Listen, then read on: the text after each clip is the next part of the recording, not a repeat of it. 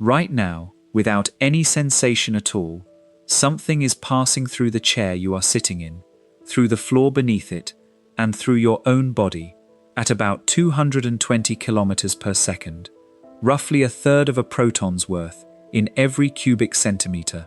It has been doing this every second of your life, and no instrument ever built has registered it doing anything whatsoever, except bending the paths of stars.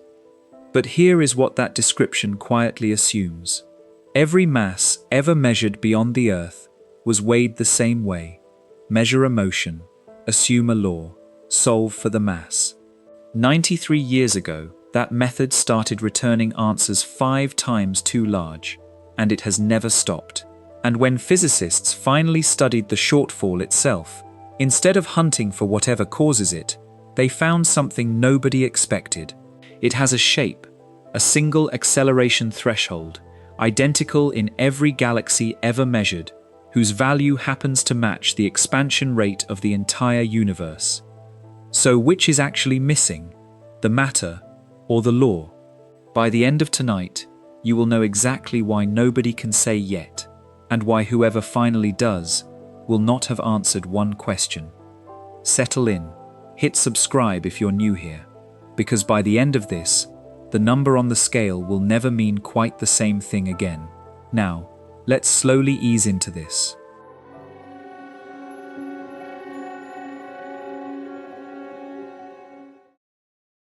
Part 1. The only scale we have. Nobody has ever weighed a star. That sentence sounds like a trick, and it is not.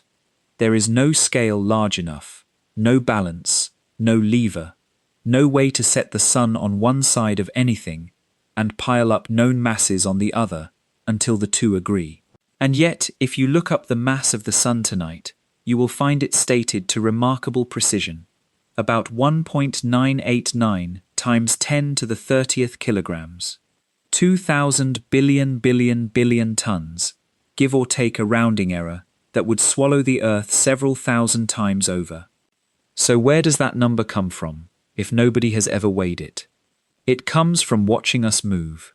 The Earth travels around the Sun at about 30 kilometers every second, on a path with an average radius of roughly 150 million kilometers, and it completes one full circuit in a year. Those 3 facts, plus one equation, give you the mass of the Sun. The equation is Newton's, published in 1687, and it says that the gravitational pull between 2 objects depends on their masses and on the square of the distance between them. Rearrange it. If you know how fast something is going around, and how far out it is, you can solve for how much mass must be sitting at the center holding it in that curve. That is the whole method. It is not one technique among several. It is the method, and it is used everywhere. The mass of Jupiter comes from watching its moons. Galileo saw 4 of them through a small telescope in 1610, and once you know how long Io takes to go around and how far out it sits, Jupiter's mass falls out of the same equation. The mass of a distant star comes from watching its binary companion swing around it. The mass of a galaxy comes from watching its outer stars circle the center. The mass of a cluster of galaxies comes from watching how fast the individual galaxies inside it are moving relative to one another, and asking how much gravity would be needed to keep them from flying apart. In every single case, the procedure is identical, and it is worth saying it slowly, because the rest of tonight lives inside it. You measure a motion, you assume a law, you solve for the mass. Measure a motion, assume a law, solve for the mass. 3 steps. The first step is observation, and it is the part we are extremely good at. Spectroscopy can tell you how fast an object is moving toward or away from you by looking at how its light is shifted, and modern instruments do this to a precision of meters per second on stars hundreds of light years away. The third step is arithmetic. It is the middle step, quietly sitting there between the two, that nobody thinks about. Because we cannot check the middle step independently. Not out there. We can check Newton's law in a laboratory, and we have. exhaustively. We can check it in the solar system, and we have, to the point where spacecraft navigation is a solved engineering problem. But the moment you apply it to a galaxy, you are extrapolating a law that was calibrated on falling apples and orbiting planets out to distances 100 billion times larger, and to accelerations trillions of times gentler, and there is no way to verify the extrapolation except by assuming it and seeing whether the answer looks sensible. For a long time, the answers did look sensible, and then they stopped, beginning in the 1930s, and with real force from the 1970s onward. That three-step procedure started returning masses that did not match anything anyone could see. Not slightly, galaxies came back weighing 5 to 10 times more than the sum of everything shining inside them. Clusters of galaxies came back weighing hundreds of times more than the light suggested. And when the same accounting was finally done for the universe as a whole, the result was that everything that emits, absorbs, reflects, or scatters light, every star, every cloud of gas, every planet, every grain of dust, every person, adds up to about 4.9% of the total. The matter inferred purely from gravity comes to about 26.5%. The ratio between them is 5.36 to 1. There are exactly two ways to read a result like that, and it is important to be clear-eyed about both. The first reading is that the universe contains a great deal of matter that does not interact with light. It has mass, it has gravity, and it is otherwise invisible in a way no substance in your experience is invisible, not transparent, like glass, which bends light and reflects a little. Not clear, like air, which scatters blue. Genuinely, completely uncoupled from the electromagnetic force, so that photons pass through it as though it were not there, because as far as photons are concerned, it is not. The second reading is that there is nothing missing at all, and the middle step is wrong. The law we assume when we convert motion into mass is simply not the correct law in the regime where we are applying it. Newton's inverse square gravity is a superb description of the solar system and a poor description of a galaxy's outskirts, in the same way that Newton's mechanics is a superb description of a train and a poor description of a particle accelerator. In that reading, the missing mass is an artifact, a shadow cast by using the wrong equation. 93 years after the first person wrote the discrepancy down, physics has not established which of those two readings is correct. That is not the interesting part. The interesting part is what happened in the meantime, because while the argument about what the discrepancy means has gone in circles, the measurement of the discrepancy itself has become extraordinarily precise. We have mapped it galaxy by galaxy, cluster by cluster, and across the whole observable sky. We have measured where it is, how much of it there is, how it is distributed, and how it behaves. And somewhere in that mapping, something turned up that almost nobody outside the field talks about, and that changes the entire character of the problem. The shortfall has a shape. It is not scattered.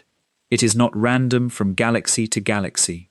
It does not vary with size, or mass, or age, or brightness in the way you would expect if it were simply a matter of how much invisible material happened to collect around each object. It switches on at one specific, universal threshold, the same threshold in every galaxy ever measured. And once it switches on, the visible matter, the 4.9%, the part we can actually see, predicts the invisible part so precisely that you can draw one from the other, point by point, with almost no scatter at all. That regularity is the reason this problem has stopped behaving like a gap in our knowledge, and started behaving like a keystone. And it is why the claim in tonight's title is not hyperbole, but we are nowhere near ready to say why. First, we have to understand exactly how solid the discrepancy is, and that means going back to a short section at the end of a review paper written in Switzerland in 1933 by a man almost nobody could stand. Part 2. The first time the scale broke. Fritz Zwicky was Swiss-Bulgarian, worked at Caltech, and had a reputation for calling colleagues he disagreed with spherical bastards, on the grounds that they were bastards whichever way you looked at them. He also predicted neutron stars, predicted supernovae as a distinct class of object, predicted gravitational lensing decades before anyone observed it, and compiled catalogues of galaxy clusters that are still in use. He was right about an unusual number of things and pleasant about almost none of them, and the combination cost him.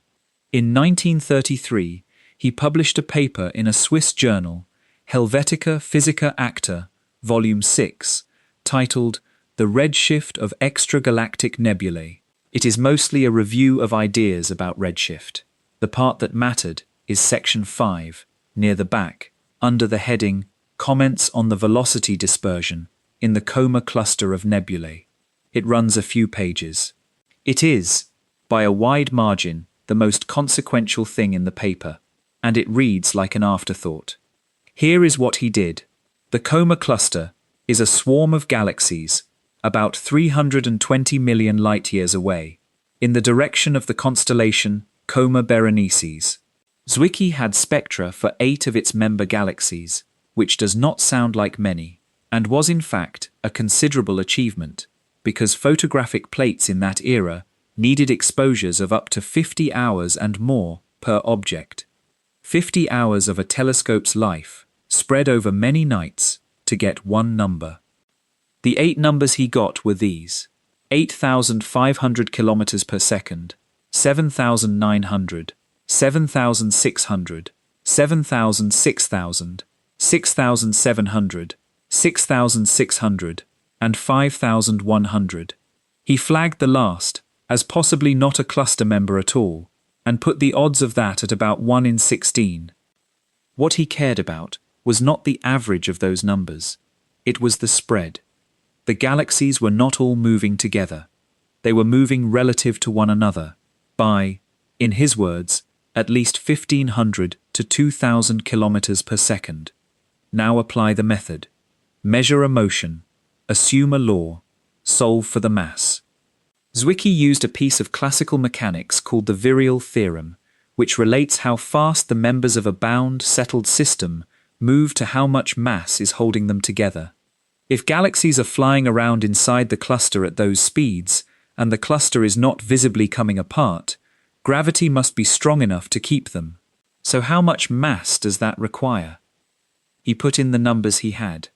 A cluster radius of about 1 million light-years, roughly 800 galaxies, each galaxy weighing about 1 billion times the Sun, which was Edwin Hubble's estimate at the time. And he got a mismatch. Not a small one.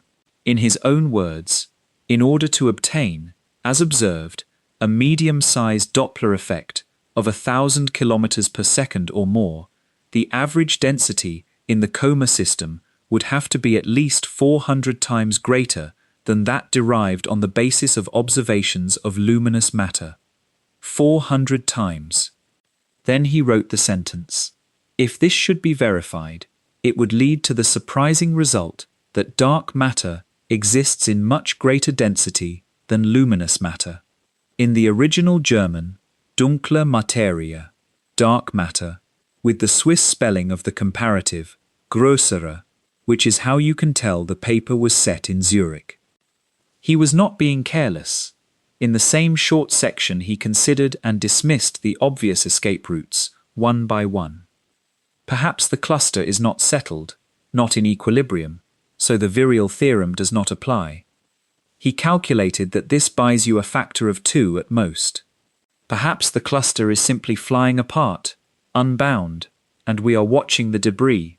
He rejected that because the spread of speeds among galaxies outside clusters does not exceed 200 kilometers per second. So where would this population have come from? Perhaps the redshifts are gravitational rather than kinematic, light climbing out of a deep well. He ran that number, and it corresponds to a speed of 10 meters per second, 7 orders of magnitude too small. He also, and this is important, got the arithmetic wrong. Zwicky's calculation depended on the Hubble constant, the number relating a galaxy's distance to its recession speed, and in 1933, the accepted value was about 558 kilometers per second per megaparsec. The modern value is about 67. Zwicky's figure was too large by a factor of roughly 8.3, and that error propagates straight into his mass estimate. His 1937 follow-up, published in English in the Astrophysical Journal, gave a mass-to-light ratio of about 500 in solar units. Divide by 8.3 and you get about 60. 60 is still wrong. Not wrong in the sense of being an error, wrong in the sense of being impossible. A population of ordinary stars produces a mass-to-light ratio of a few. 60 means that for every unit of light you see, there are roughly 20 times more mass present than any stellar population can account for. The modern measurement of coma sits somewhere between 200 and 400. So Zwicky's arithmetic was off by nearly an order of magnitude, and his conclusion survived the correction completely intact. That is a rare thing in the history of science, and it should have been taken seriously. It was not. 3 years later, in 1936, an astronomer named Sinclair Smith did the same exercise on the Virgo cluster and found the same problem: a total mass of about 100 trillion suns spread over 500 galaxies, which works out to 200 billion solar masses per galaxy, against Hubble's estimate of 1 billion. 200 times too much. Hubble himself cited Smith in his book The Realm of the Nebulae, and called the discrepancy real and important. He did not cite Zwicky. In 1940, an astronomer named Erich Holmberg wrote what may be the most honest sentence of the entire period. "It does not seem to be possible," he said, "to accept the high velocities, unless we suppose that a great amount of mass, the greater part of the total mass of the cluster, is contributed by dark material distributed among the cluster members." And then he added 4 words: "an unlikely assumption." That was the state of the field. The measurement was accepted, the implication was refused, not because anyone had found a flaw, but because the implication was intolerable. In 1954, Martin Schwarzschild, one of the most careful stellar astrophysicists of the century, reanalyzed coma with better data. He got a velocity dispersion of 630 kilometers per second and a mass-to-light ratio of 800, which he described, in print, as bewilderingly high. That is the vocabulary of a man who has checked his work and does not like what it says. By 1961, there was a conference in Santa Barbara devoted to the problem, and the summary, written by 3 statisticians and astronomers afterward, reads, "Many of those present consider that it might be real, and due to invisible intergalactic material in the clusters, totaling 90 to 99% of their mass." 28 years after Zwicky, the community had traveled the distance from dismissal to unease, and stopped there. What broke the deadlock was not a better cluster measurement. It was a completely different kind of object, measured by somebody who was not looking for missing mass at all, and who found it in a place where there was no way to argue about equilibrium, or membership, or whether the system was settled, because the system in question was a single galaxy, quietly turning. Part 3. The curve that would not fall. Consider the solar system for a moment, because it is the cleanest example of gravity behaving exactly as it should. Mercury orbits the Sun at about 47 kilometers per second. Earth, further out, moves at 30. Jupiter, further still, at 13. Neptune, right out at the edge, crawls along at 5.4. The pattern is not an accident, and it is not a coincidence of formation. It is a direct consequence of where the mass is. Almost all of the solar system's mass, better than 99.8% of it, sits in the Sun, at the center. Once you are outside that concentration, the pull weakens with the square of your distance, and orbital speed falls off as 1 over the square root of the radius. That relationship has a name. It is called a Keplerian falloff, and it has a very simple signature. Double your distance from the center, and your orbital speed drops by about 30%. Every time. It is one of the most reliable curves in physics. Now hold that shape in mind and point it at a galaxy. A spiral galaxy looks, from the outside, like a solar system scaled up. There is a bright, dense concentration at the middle, where the stars are packed close and the light is intense. There is a disk around it that thins out with distance until the stars run out entirely and the darkness takes over. If the mass follows the light, and there is no obvious reason it should not, since stars are what galaxies are made of, then the outer stars should behave exactly like Neptune. They should be moving slowly, and the further out you look, the slower they should be going. In 1970, an astronomer named Vera Rubin and an instrument builder named Kent Ford published a paper in the Astrophysical Journal called Rotation of the Andromeda Nebula from a spectroscopic survey of emission regions. They had measured 67 bright clouds of ionized hydrogen scattered through the Andromeda Galaxy, our nearest large neighbor, at distances from 3 to 24 kiloparsecs out from the center. They measured how fast each of those clouds was moving, and they plotted speed against distance. The line did not fall. It went out from the bright core, and it rose, and then it flattened, and then it just kept going, flat. At the last measured object, 24 kiloparsecs out, well beyond the point where the visible galaxy had faded into nothing much, the stars and gas clouds were still moving at essentially the same speed as material far closer in. The integrated mass of the galaxy, they wrote, continued to increase out to the last measured object. Think about what a flat line means in the frame we have just set up. It means that as you move outward and the light disappears, mass keeps being added. Not a little, enough to exactly compensate for the increasing distance so that the speed never drops. Somewhere out past the visible edge of Andromeda, there is more material, and then more, and then more, arranged in such a way that the rotation curve refuses to bend. Spiral galaxies plateau at speeds of roughly 100 to 300 kilometers per second, with the big bright ones clustering around 200 to 250. Andromeda's outer curve sits near 230 to 260. Our own galaxy does something very similar. The Sun is moving around the galactic center at about 230 kilometers per second, roughly 828,000 kilometers per hour, from a distance of about 8.2 kiloparsecs, which is 26,700 light-years, a figure now pinned down by 16 years of tracking a single star called S2 as it whips around the black hole at the center. I want to pause on the instrument, because this is one of those cases where the tool determines what can be known. The reason nobody had done this measurement properly before was that the outer regions of a galaxy are extremely faint. To get a spectrum of a gas cloud at the edge of Andromeda with the photographic technology of the 1950s would have taken an absurd amount of telescope time, the same problem that gave Zwicky 8 galaxies instead of 800. Kent Ford, working at the Carnegie Department of Terrestrial Magnetism, built an image tube spectrograph. The principle is straightforward.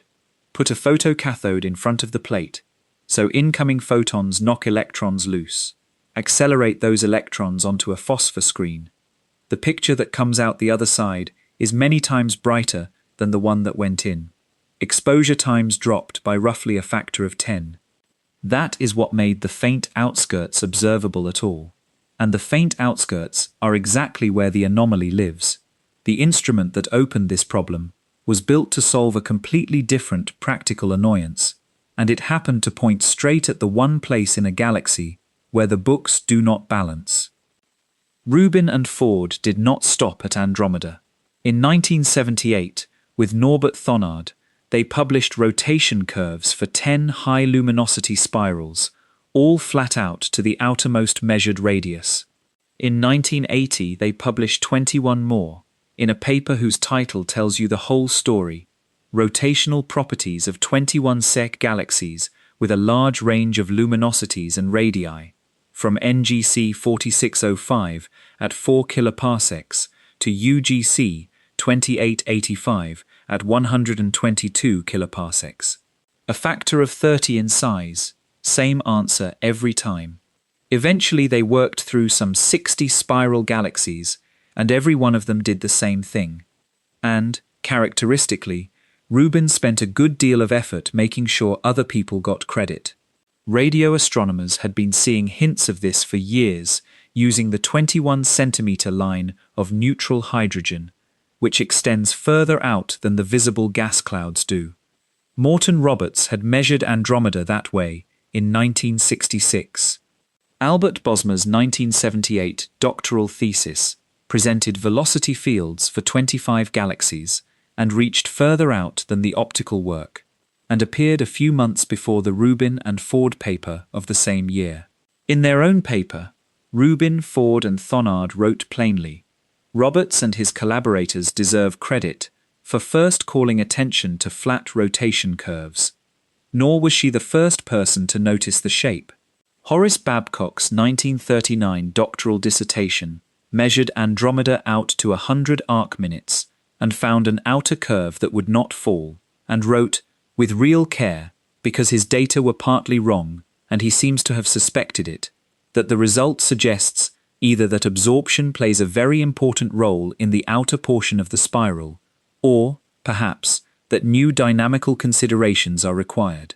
That is the whole modern debate, written in 1939, in a sentence with the word "or" in the middle of it.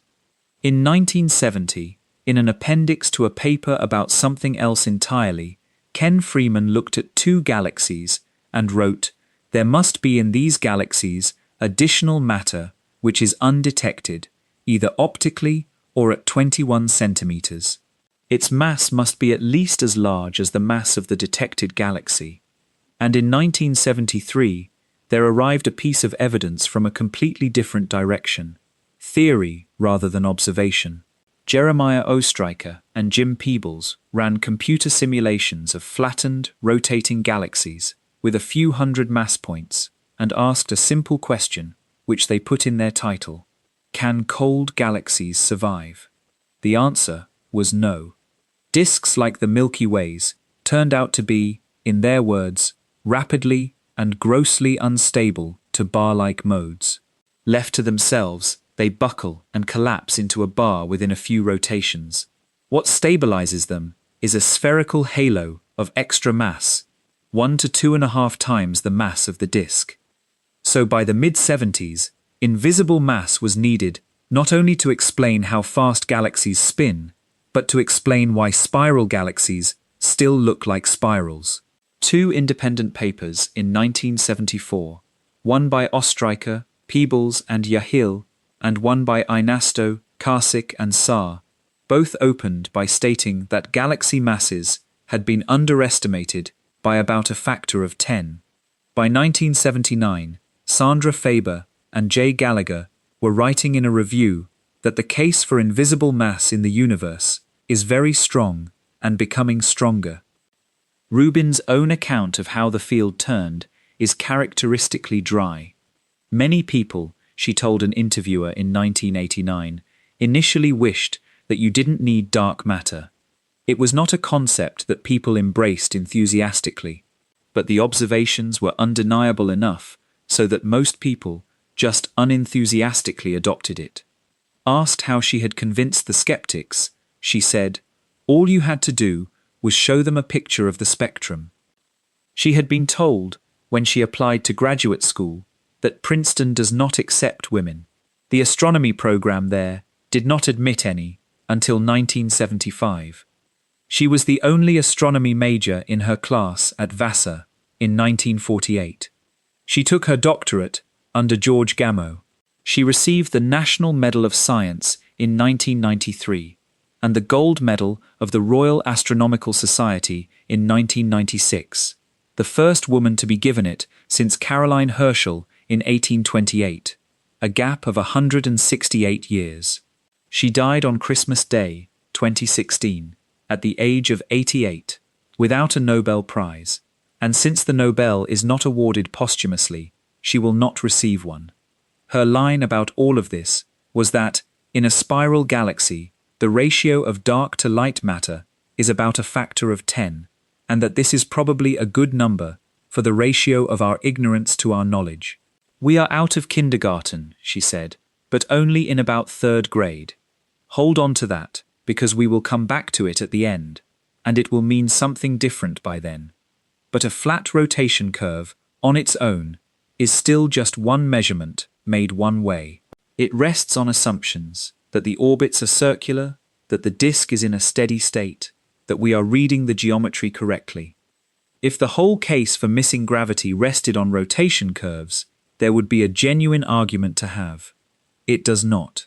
And that is the part that closes the door. Part 4. 6 Witnesses Who Never Met. The single most common misunderstanding about this problem is that it rests on rotation curves. It does not. It rests on 6 separate measurements, and the important thing about them is not that they agree, it is that they have almost nothing in common. They use different instruments, they probe different objects.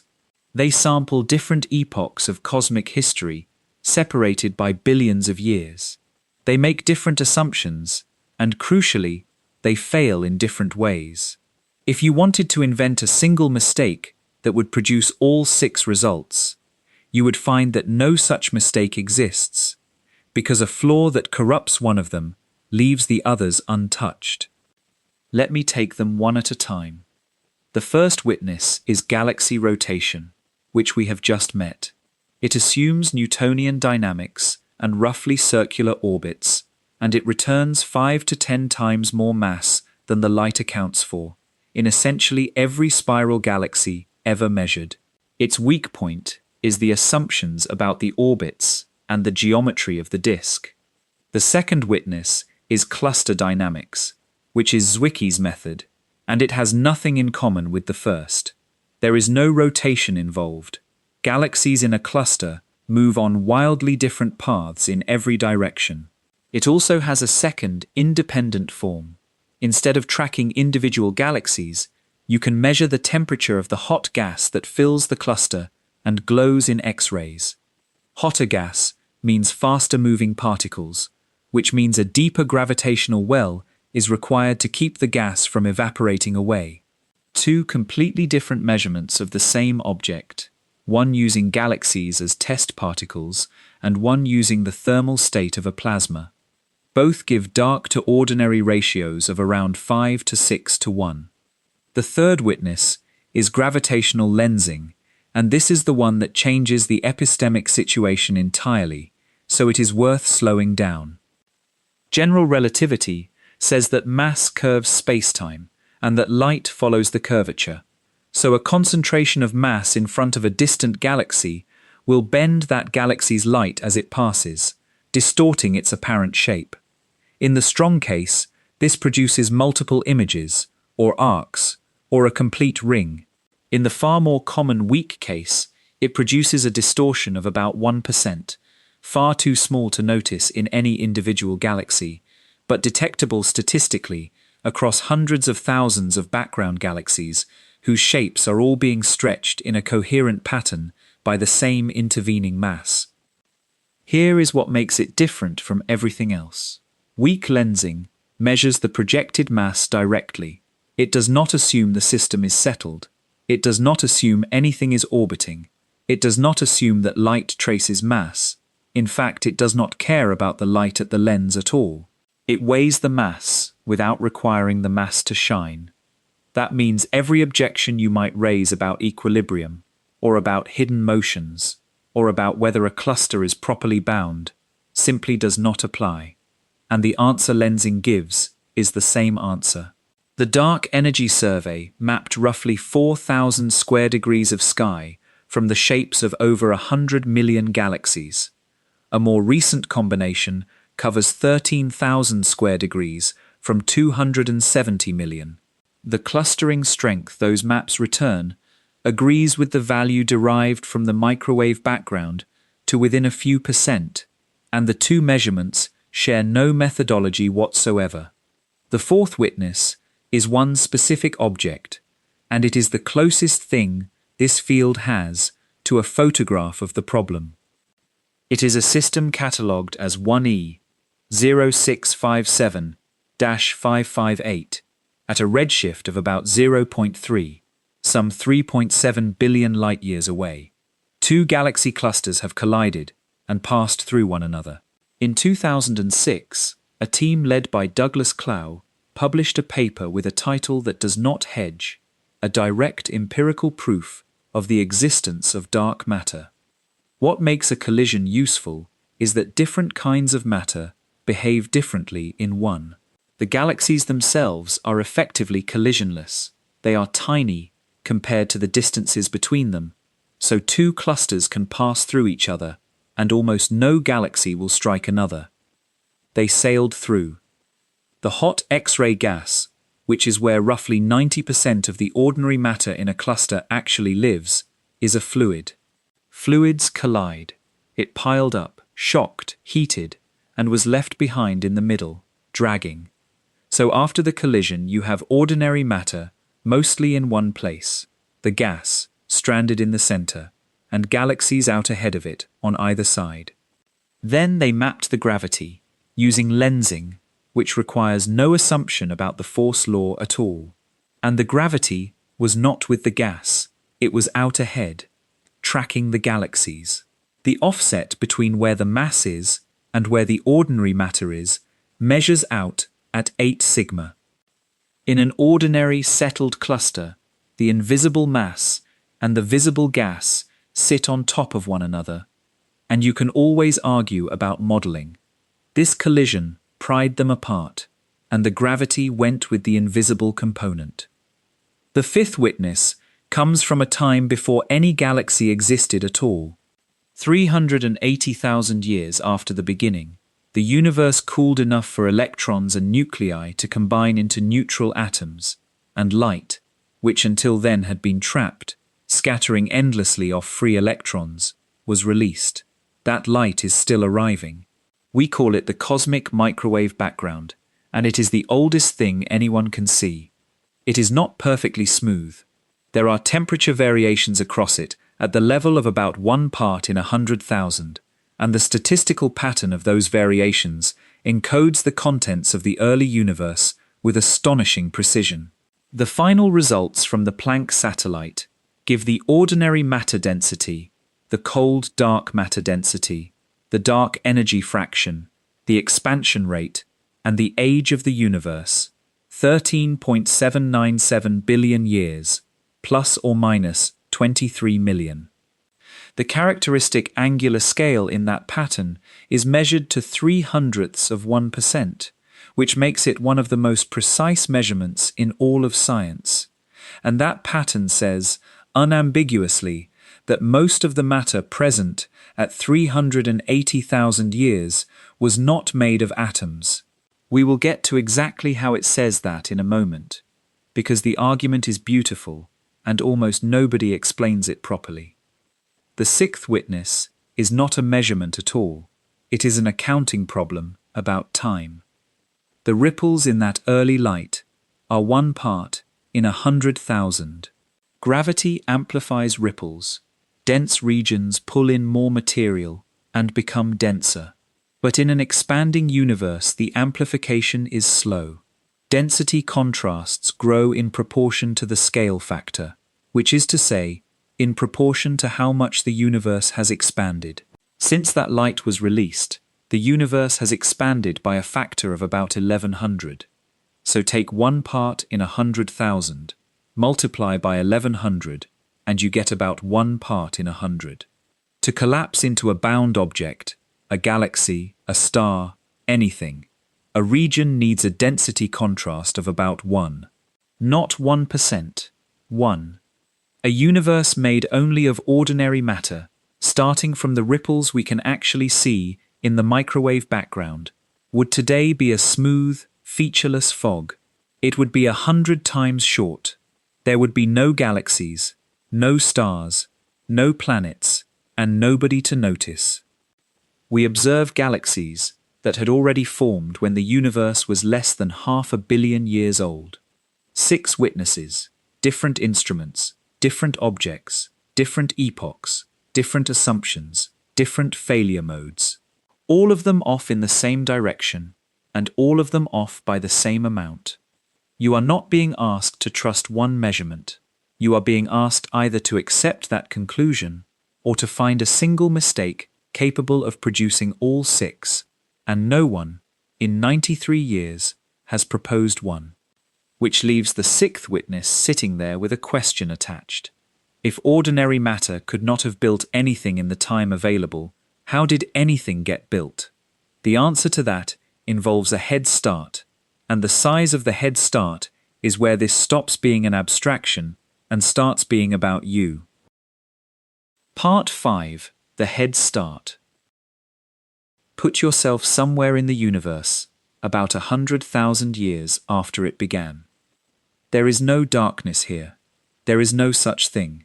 You are inside a plasma, so dense and so bright that light cannot travel any meaningful distance before it strikes a free electron and is thrown off in a new direction. There is no seeing. There is only glow, in every direction, uniform, at a temperature of several thousand degrees. If you could somehow be present, you would not be able to make out your own hand, not because it is dark, but because the light arriving at your eye carries no information about where it came from. It has been scattered too many times. Now feel the mechanics of this place. Matter here, protons, helium nuclei, electrons, is bound to that light. Not metaphorically bound, physically coupled, because charged particles scatter photons, and photons push. Matter and radiation are one substance, a single fluid with enormous pressure. Somewhere nearby, a region is slightly denser than average. 1 part in 100,000 denser. Gravity begins to pull material toward it, and as the fluid falls inward, it compresses, and compressing it, raises the radiation pressure, and the pressure pushes back out, so the region does not collapse. It overshoots, expands, overshoots again, and falls back. It rings. Across the whole universe, on scales of hundreds of thousands of light years, the fluid is ringing, standing waves of compression and rarefaction, in and out, for hundreds of thousands of years. It is the largest sound anyone will ever be unable to hear, and while it rings, it does not grow. Every attempt to build structure is answered and cancelled. Now shift your attention to what is not ringing. Threaded through the same volume, occupying the same space, there is something that does not feel the light at all. Photons pass through it as though it were not present. It has no pressure to push back with, because pressure requires interaction, and it does not interact. So when gravity pulls it inward, nothing stops it. It simply falls, quietly, steadily, without oscillating, for the entire duration. And where it gathers, the geometry deepens, real gravitational wells, growing steadily deeper, while the ordinary matter beside them is still trapped in its sound wave, going nowhere. Then, at about 380,000 years, the temperature drops through about 3,000 Kelvin, and electrons and nuclei combine into neutral atoms. Over a few tens of thousands of years, the fog clears. The light, suddenly with nothing to scatter off, goes free in every direction at once, and begins the journey that ends in a radio telescope 13.8 billion years later. And the ordinary matter, released, finds the landscape already carved. The change is not gradual. The moment the coupling breaks, the speed of sound in the matter drops by about 5 orders of magnitude, and the minimum mass that can collapse under its own gravity drops by around 14. Everything that was forbidden a moment ago is now compulsory. The gas, which had built up density contrasts of only 1 part in 100,000, falls into wells that are already far deeper than that, and within a few expansion times, it catches up completely. That is the head start. About 380,000 years of a substance that ignores light quietly building the framework, while everything you are made of was stuck in a standing wave. This is where the problem stops being an accounting curiosity about distant galaxies and becomes personal, so I want to state it plainly. You exist because of the head start, not in a poetic sense, in a strictly arithmetic one. Take the ripples we can directly see in the microwave background. Apply 13.8 billion years of gravitational growth in an expanding universe, and you do not get galaxies. You get a smooth fog with variations of about 1%, 100 times too weak to have collapsed into anything. Every structure in the universe, every galaxy, every star, every planet, every atom in your body that was forged in a stellar core is downstream of the fact that something invisible started gathering 400,000 years before ordinary matter was allowed to. The missing gravity is not a rounding error in a distant cluster. It is the reason there is anything here at all. There is a fingerprint left over from that moment too, and it is one of the most useful things in cosmology. When the gas was finally released, it stopped mid-wave. Those frozen sound waves left a preferred separation scale imprinted in the distribution of matter, a slight excess of galaxy pairs at a particular distance of about 150 megaparsecs, still detectable today, 13 billion years later, in surveys of millions of galaxies. It is called the Baryon acoustic scale, and it is used as a standard ruler for measuring the expansion of the universe. It exists only because ordinary matter and the invisible component behaved differently in the early plasma. It is, in effect, a receipt. And when you simulate all of this, when you take the measured initial conditions from the microwave background, put in gravity, put in the two components in their measured proportions, and let a supercomputer run it forward for 13 billion years, what falls out is a web, filaments of matter meeting at dense knots, with enormous near-empty voids between them. The Millennium simulation, in 2005, did exactly this, with just over 10 billion particles in a box 2 billion light-years across, and the structure it produced matches the structure that galaxy surveys actually see. Nobody fitted it, galaxy by galaxy. You put in the ingredients and gravity, and the cosmic web comes out. Remove the invisible component, and it does not. So the case is closed, in a certain sense. 6 independent lines of evidence, spanning the entire history of the universe, all saying the same thing. Something is producing more gravity than the visible matter can account for, and it was doing so before the first star ignited. But there is still an obvious way out, and it is the one that most people reach for the first time they hear about this. Maybe it is just ordinary matter that happens not to shine. Cold gas, dead stars, rogue planets, black holes. The universe is enormous and mostly unlit. How could we possibly know? That objection is completely reasonable. It is also, it turns out, the single most thoroughly demolished idea in modern cosmology. And the way it was demolished involves counting atoms that existed 3 minutes after the beginning of time. Part 6. Every ordinary door closed. The obvious answer deserves a proper hearing, because for a long time it was the favorite answer, including among the people doing the searching. If galaxies are surrounded by more mass than their light accounts for, perhaps that mass is simply made of things that do not produce much light. The universe is full of candidates. Brown dwarfs, objects too small to sustain fusion, glowing faintly in the infrared and invisible at any real distance. Old white dwarfs, cooled to nothing. Neutron stars, stellar black holes, rogue planets ejected from their systems. Cold clouds of gas that never formed anything. The class got a name in the 1980s, machos, for massive compact halo objects, coined by Kim Griest, as a deliberate joke at the expense of the rival hypothesis, which was WIMPs. Physicists are not always subtle, and there was a way to test it, proposed by Bogdan Paczynski in 1986. If our galaxy's halo is full of dark, compact objects, then occasionally one of them will drift directly between us and a background star. Its gravity will act as a lens and briefly focus that star's light, making the star appear to brighten and then fade over days to months, symmetrically, in a very specific mathematical shape, and identically at every wavelength, which distinguishes it cleanly from a star that is just variable. The numbers were promising.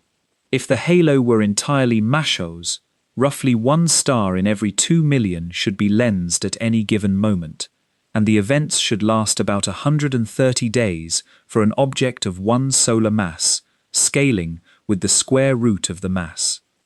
So they built survey telescopes and watched millions of stars in the Magellanic Clouds, night after night, for years. The Macho collaboration, using a 1.27-meter telescope at Mount Stromlo in Australia, found its first event in October of 1993. Over 5.7 years, it monitored 40 million stars and found somewhere between 14 and 17 candidates, concluding that perhaps 8 to 50% of the halo might be compact objects of around half a solar mass. Greased, recalling the mood afterward, after the discovery of machos in 1993, some thought that the dark matter puzzle had been solved. It had not. A second survey, Eros 2, ran for 6.7 years and found exactly one candidate event. 1. That sets an upper limit of less than 8% of the halo mass in compact objects, at 95% confidence. A third survey, Ogle, independently concluded at most about 7%. Combined limits toward the small Magellanic Cloud push it below 10% across most of the relevant mass range. The compact object hypothesis is dead as a primary explanation, not disfavored, measured and closed. The other candidates went the same way.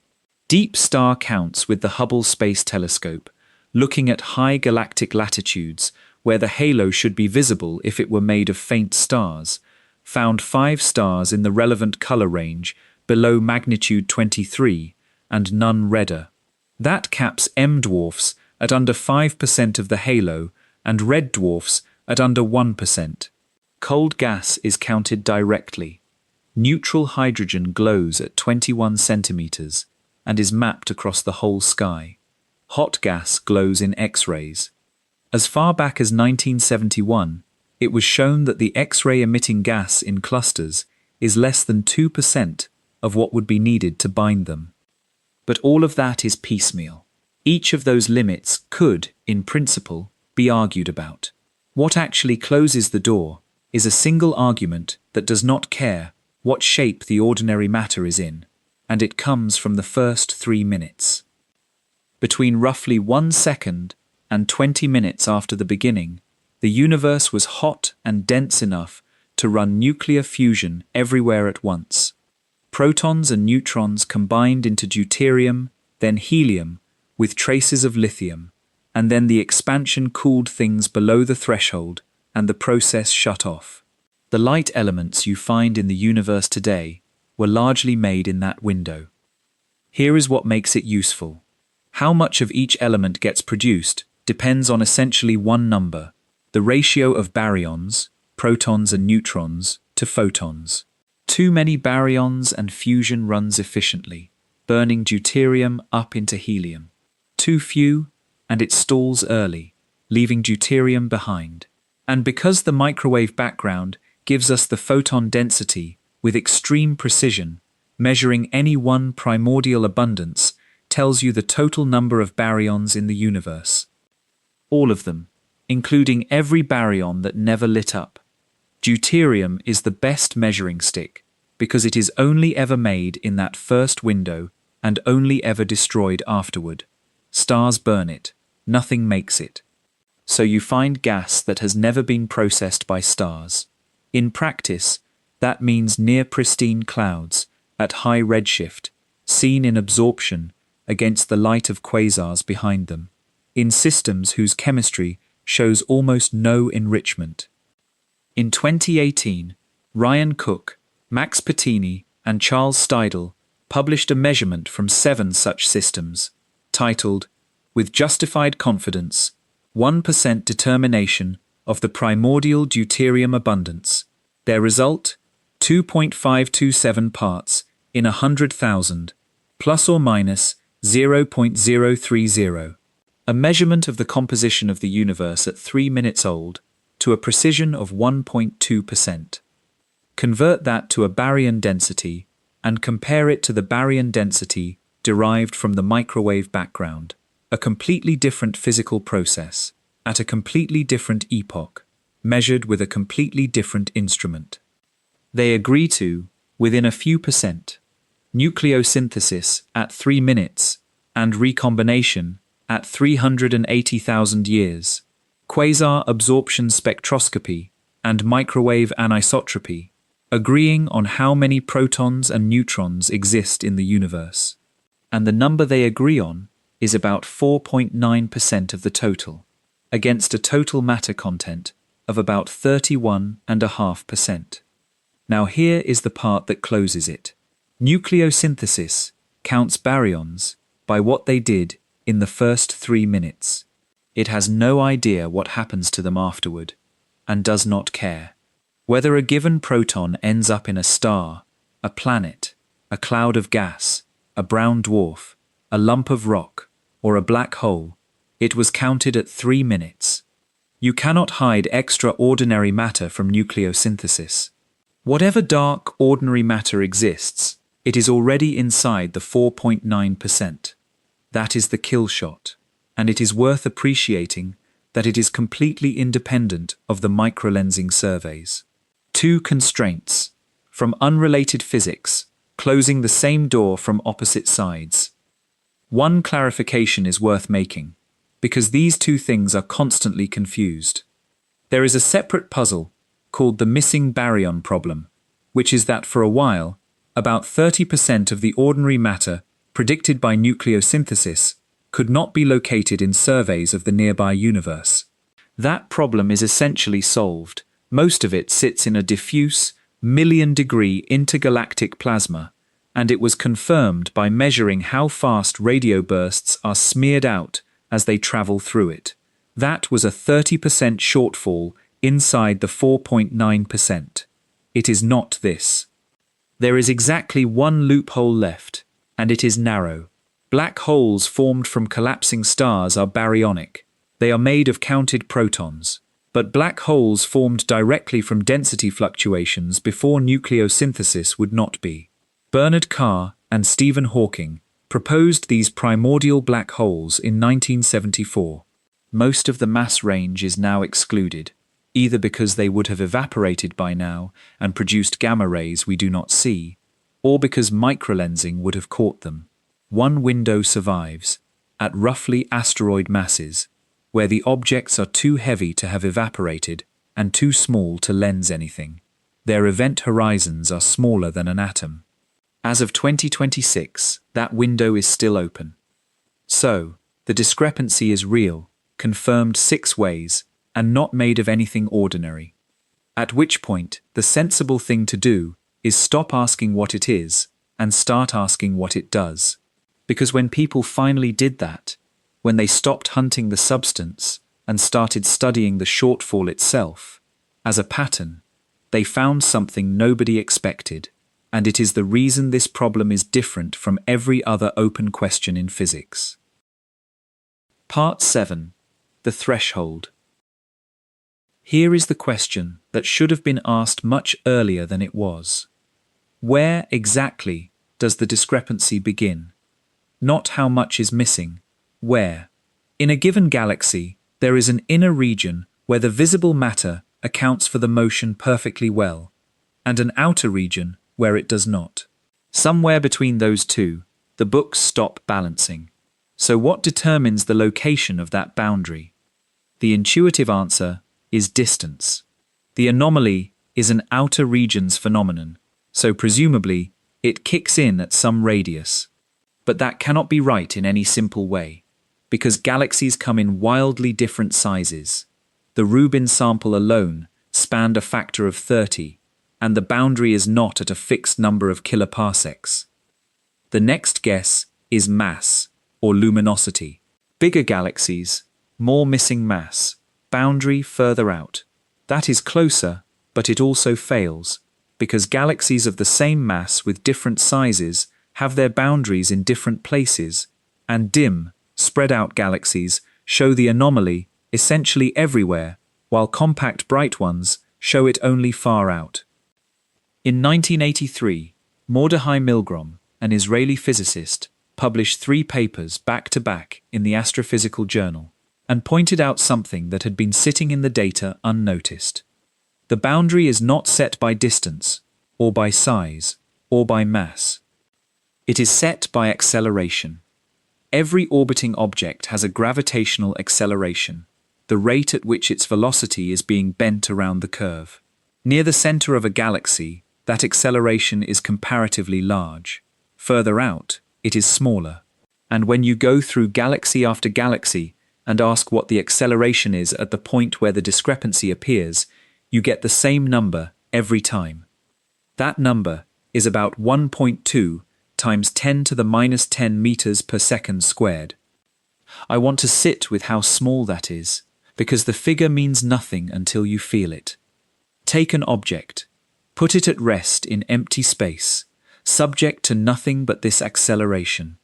Now watch it. After a year, it is moving at about 4 millimeters per second, slower than the second hand on a clock. After a decade, 4 centimeters per second. After a century, it has reached about 40 centimeters per second, which is a slow shuffle. To reach ordinary walking speed, 1.4 meters per second, the pace of somebody going to the kitchen, takes about 370 years. 370 years of continuous acceleration to reach walking pace. Put it another way, that acceleration is roughly 1.2 angstrom per second squared, which means that in 1 second, starting from rest, the object moves a distance smaller than a single atom. It is about 8 parts in 100 billion of the gravity holding you in your chair right now. Accelerate at that rate for the entire age of the universe, all 13.8 billion years of it, and you would finally reach about 17% of the speed of light. That is the threshold. Above it, gravity behaves exactly as Newton wrote it, and the mass you see accounts for the motion you measure. Below it, the books stop balancing. And here is the thing that should stop you. It is the same number in every galaxy. Not approximately, not on average, with wide scatter. When the modern version of this analysis was done in 2016, using 2,693 individual data points across 153 galaxies, the fitted threshold came out at 1.20 times 10 to the minus 10 meters per second squared, with a random uncertainty of 2%. Those 153 galaxies are not similar objects. They span 5 orders of magnitude in luminosity. They include enormous bright spirals and faint dwarfs. They include galaxies that are almost entirely gas, and galaxies that are almost entirely stars. They have different histories, different environments, different ages, different chemistries. Every one of them departs from Newton at the same acceleration. Consider what that does to the shape of the problem. If the missing gravity were simply a matter of how much invisible material happened to have collected around a given galaxy, an accident of formation, like how much dust ends up on a shelf, then the boundary would be wherever that material happened to become important. It would vary. It would depend on the galaxy's history, on how much it had merged, on what its environment did to it. Some galaxies would have more, some less, and the transition would be all over the place. Instead, the transition is at a fixed value of a physical quantity, which is exactly what a law looks like. Water boils at 100 degrees at sea level, in every kettle, regardless of the kettle's history. That is not a fact about kettles. It is a fact about water. When a transition happens at a universal value of a physical parameter, you are looking at something that belongs to physics rather than to the individual objects. Now, that observation does not tell you which physics. There are two ways to read it, and both are still standing. Read it one way, and it means the law of gravity changes below that acceleration. Milgrom's original proposal was exactly this: modify Newtonian dynamics so that below the threshold, the effective force falls off more slowly than the inverse square. Do that, and flat rotation curves come out automatically, with no invisible matter at all.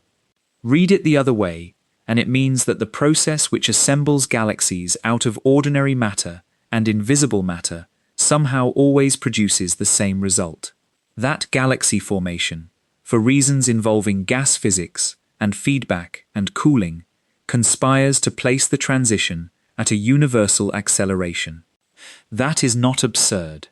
Galaxy formation involves real physics with real scales in it, and people have worked hard to derive the threshold from it. But notice what has changed about the question. We started with a shortfall, an amount of missing gravity. We now have a threshold, a specific physical condition under which the shortfall appears. That is a fundamentally different kind of problem, and it is a much harder one, because a shortfall can be explained by adding a substance, whereas a threshold has to be explained by a mechanism. And the threshold, as it turns out, is only the beginning of the regularity, because once you are below it, the missing gravity does not just appear, it appears in an amount that you can predict, with almost no error at all from the matter you can see, which is a very strange thing for invisible matter to do. Part 8. The Tail Wagging the Dog. Imagine you are handed a photograph of a galaxy. Just the light, nothing else. Every star, every glowing cloud of gas, mapped and weighed. From that alone, could you predict how fast the outer edges are turning? In the standard picture, the answer should be a clear no. Out in the outskirts, where the anomaly lives, the visible matter is a minority partner.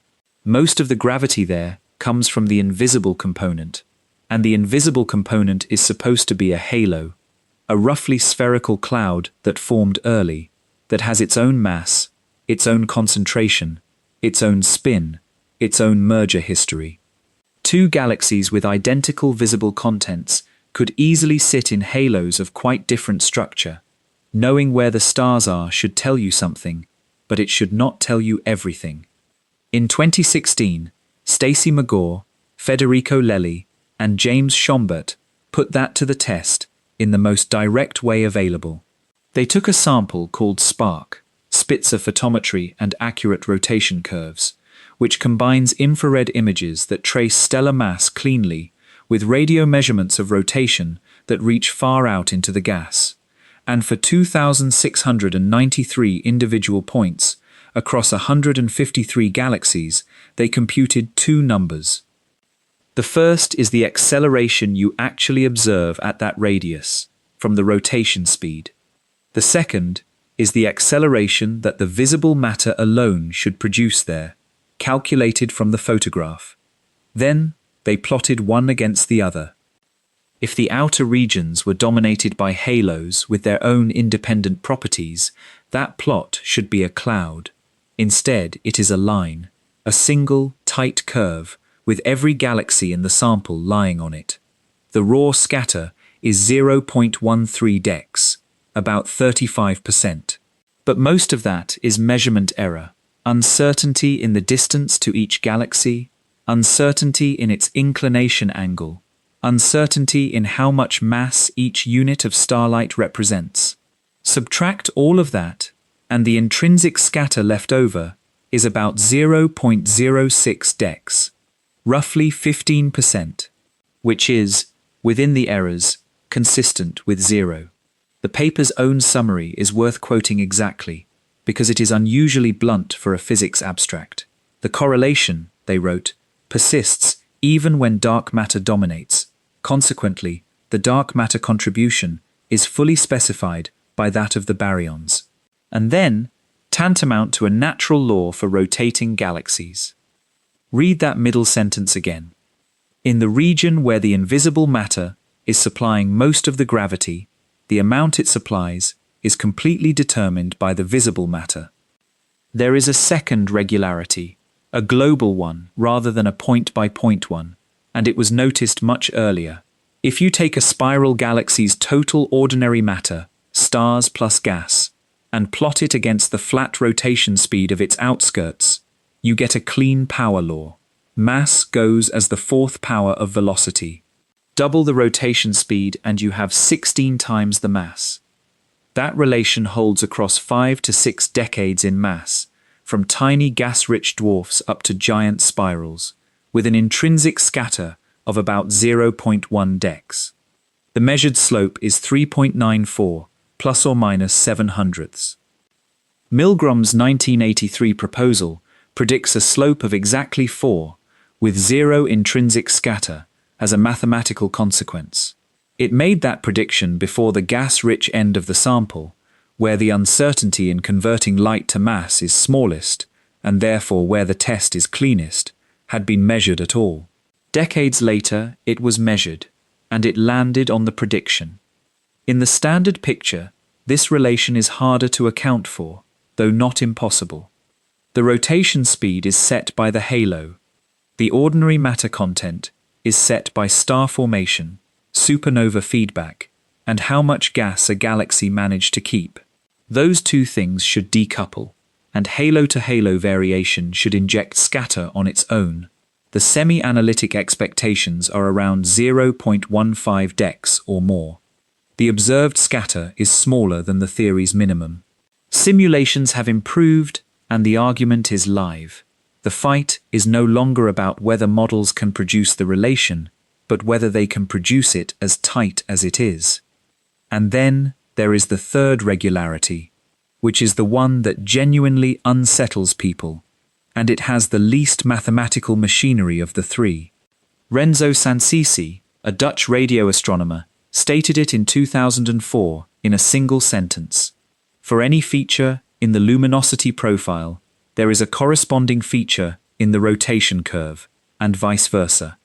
Here is what that means in practice. Galaxies are not smooth. A galaxy might have a ring of dense gas at a certain radius, or a bar, or a bump in its stellar density where a spiral arm winds through, or an abrupt truncation where the disk ends. These are features in the visible matter at specific radii. And when you look at the rotation curve, the plot of speed against distance, there is a corresponding wiggle at that same radius. A bump in the light, a bump in the curve, every time. Now consider why that is strange. The rotation curve is a measure of the total gravity.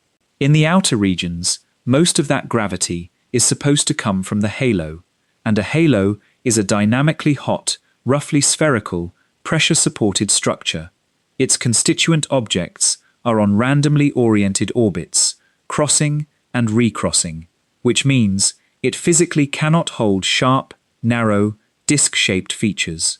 It is far too smooth for that. So even if the disk has a sharp feature, the halo's smooth dominant gravity should dilute it into near invisibility. It does not get diluted.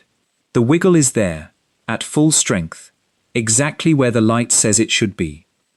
And the sharpest version of this is that the rule holds most clearly in low surface brightness galaxies, the faint, spread out ones, where the discrepancy is largest, where the invisible component is supposed to dominate at essentially every radius.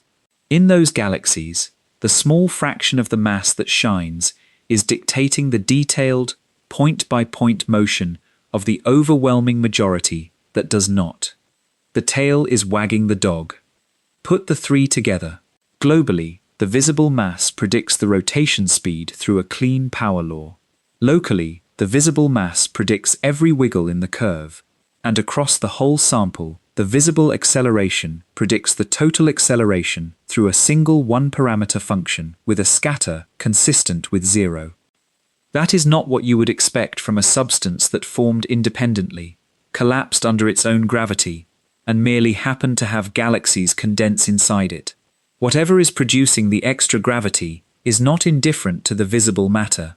It is coupled to it, tightly, at every radius, in every galaxy, by something nobody has managed to write down. And there is one more number in all of this that has not been explained. Not the tightness of the relation, but the value of the threshold itself. Because when you take 1.2 times 10 to the minus 10 meters per second squared, a number extracted from the rotation of individual galaxies, and compare it to some quantities that have nothing to do with galaxies at all, something happens that physicists have been quietly uncomfortable about for 4 decades. Part 9. The number that knows about the universe. Physics is full of constants, and most of them are parochial. The boiling point of water tells you about water. The speed of sound in air tells you about air.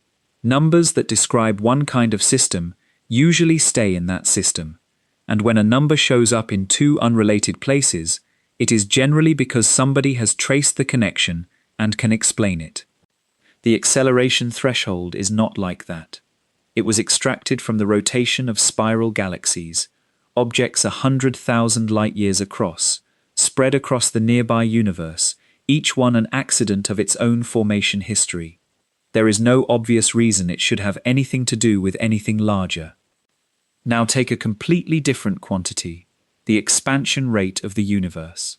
The Hubble constant describes how fast space is stretching, and it applies to the universe as a whole. It has nothing to do with any individual galaxy. In fact, galaxies are bound systems and do not participate in the expansion at all. Multiply the Hubble constant by the speed of light, and you get something with the units of an acceleration.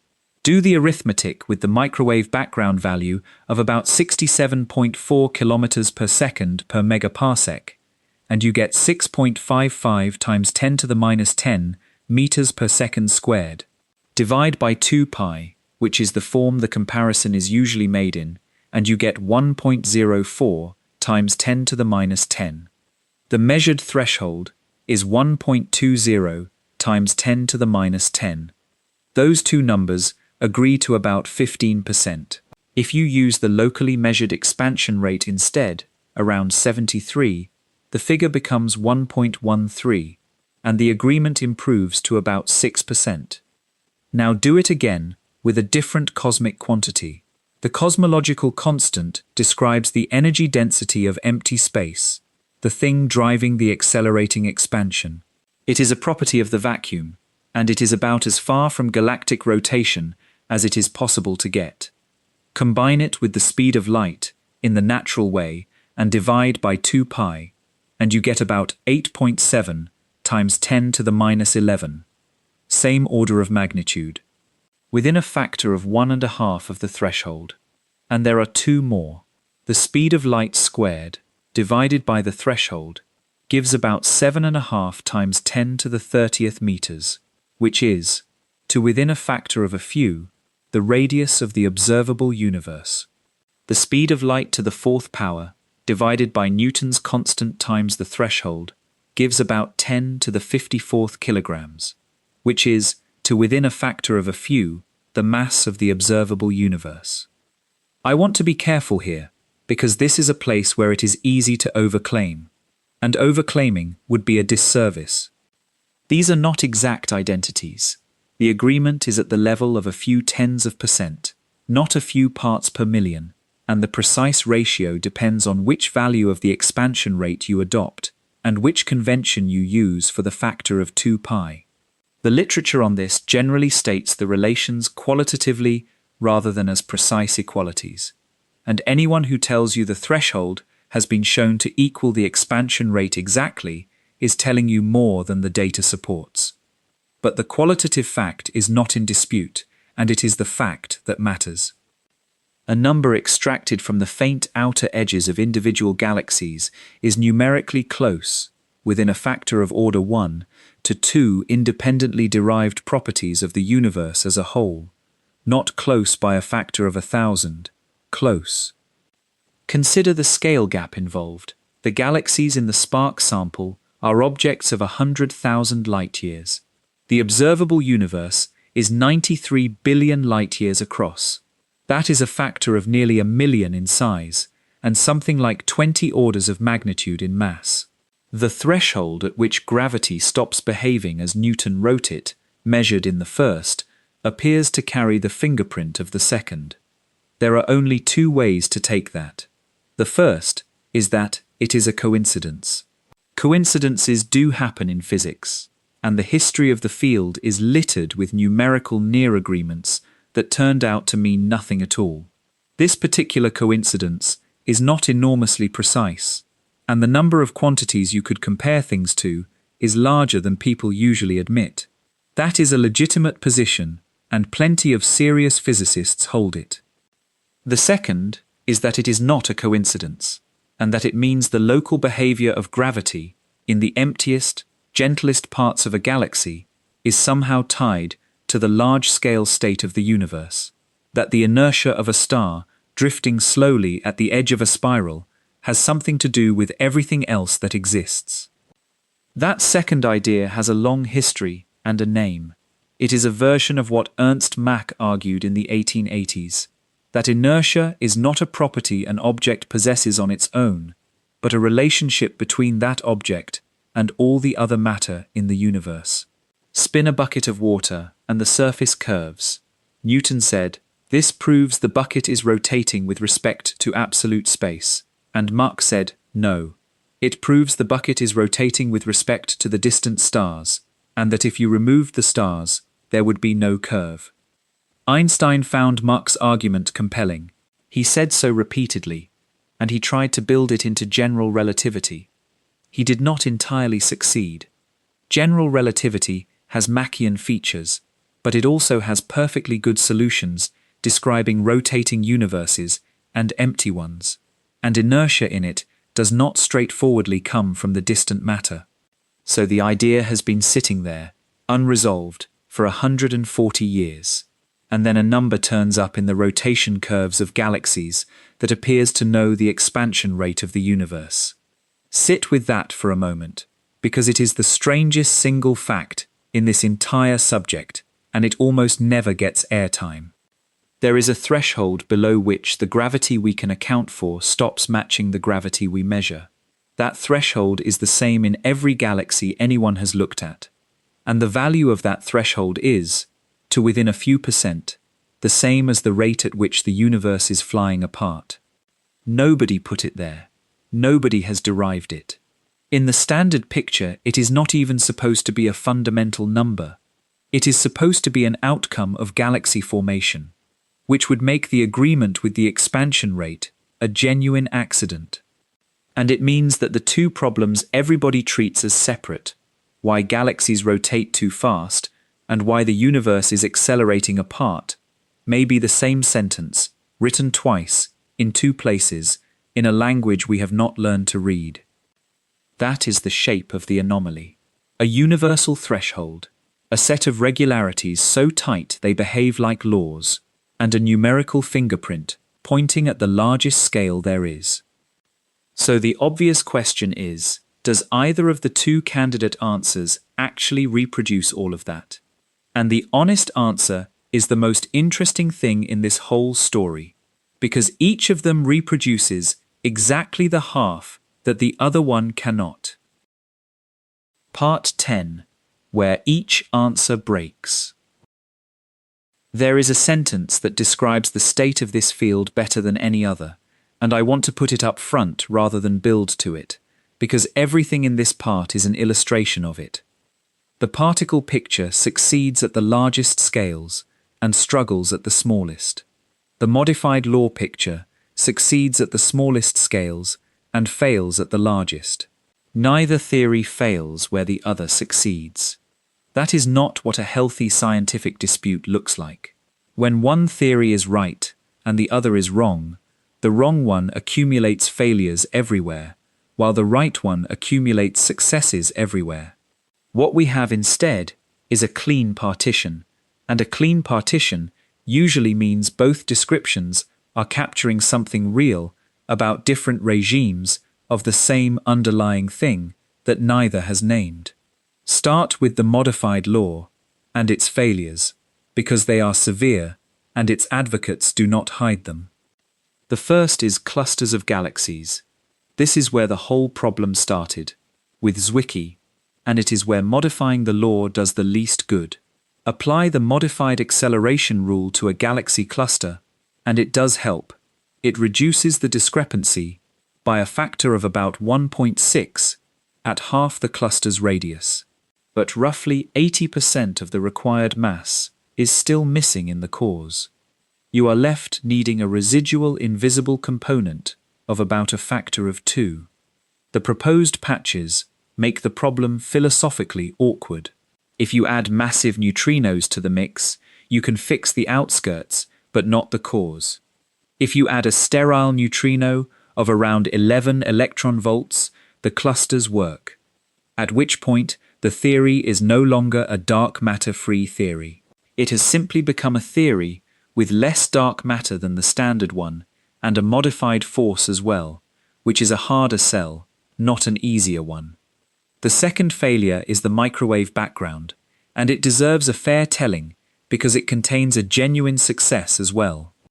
Back in 1999, before the relevant data existed, Magor worked out what a universe with no cold dark matter should produce in the microwave background, and predicted that the first acoustic peak should be about 2.4 times the height of the second.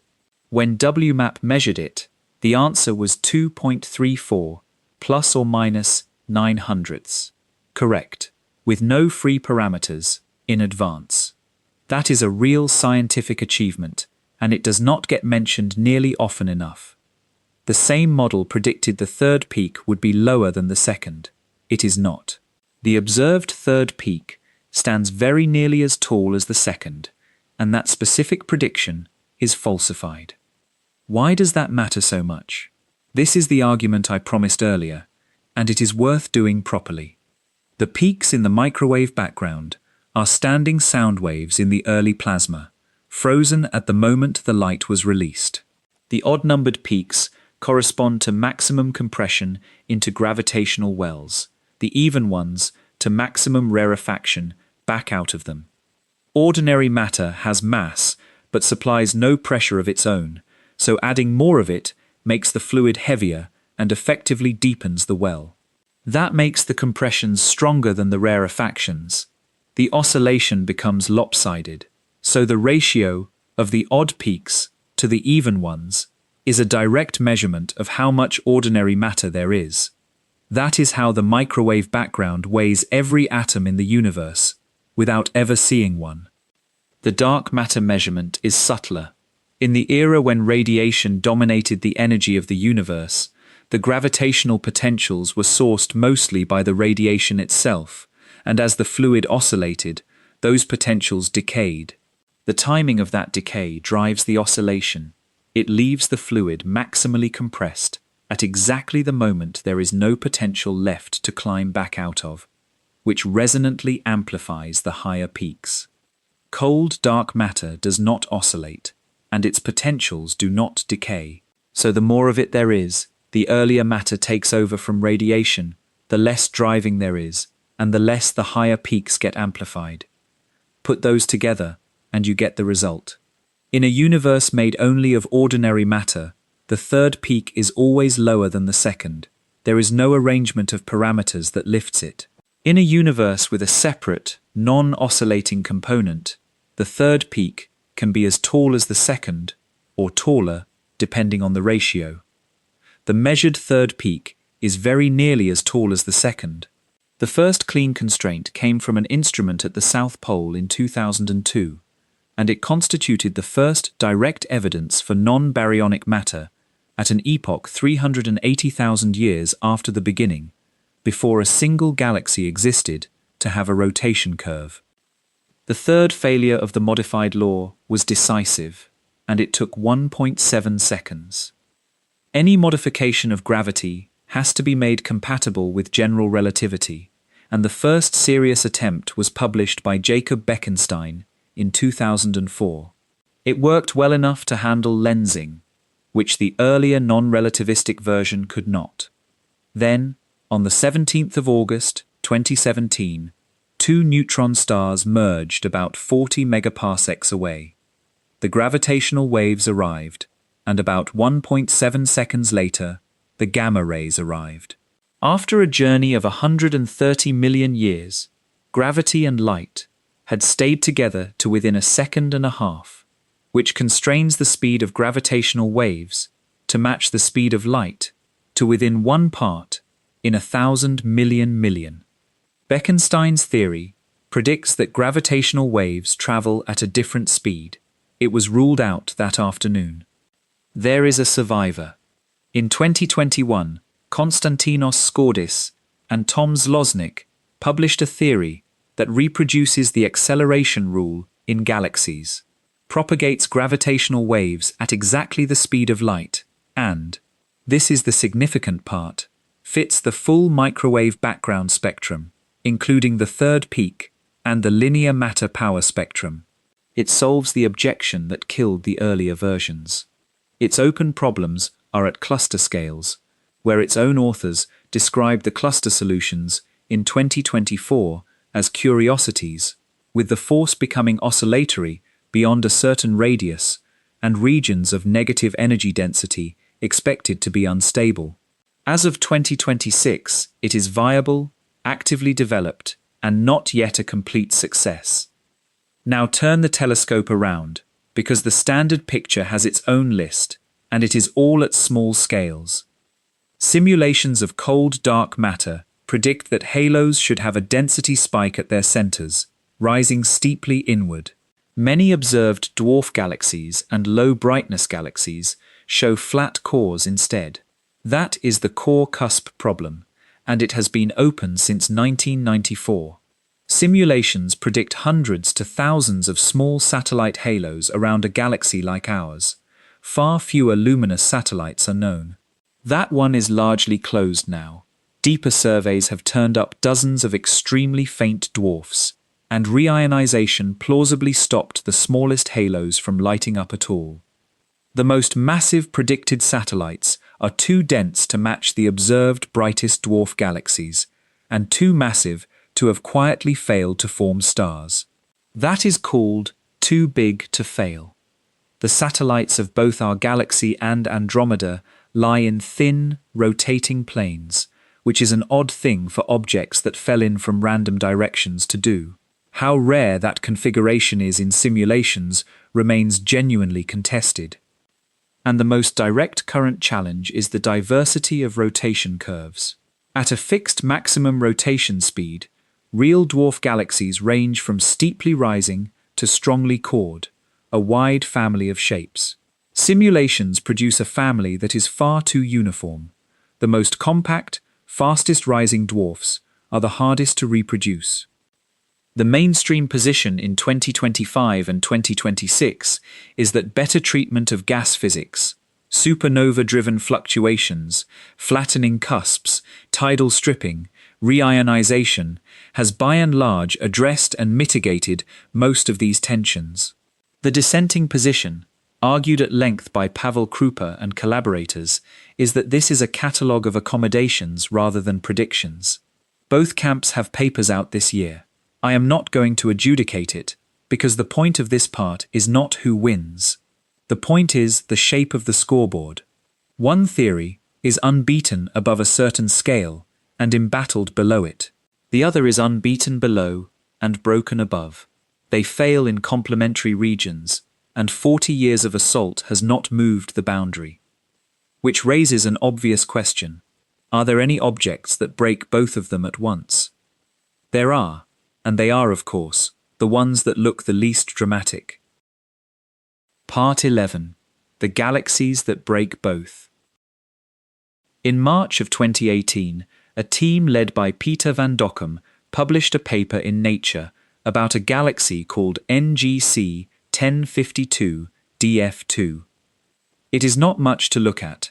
It is what astronomers call ultra-diffuse, roughly the size of our own galaxy, but containing perhaps a 200th of the stars, so faint and spread out that background galaxies can be seen through it. It sits in a group dominated by a much larger elliptical galaxy. They measured the velocities of 10 globular clusters orbiting within it, which is how you weigh an object like this, and the answer came back low, very low.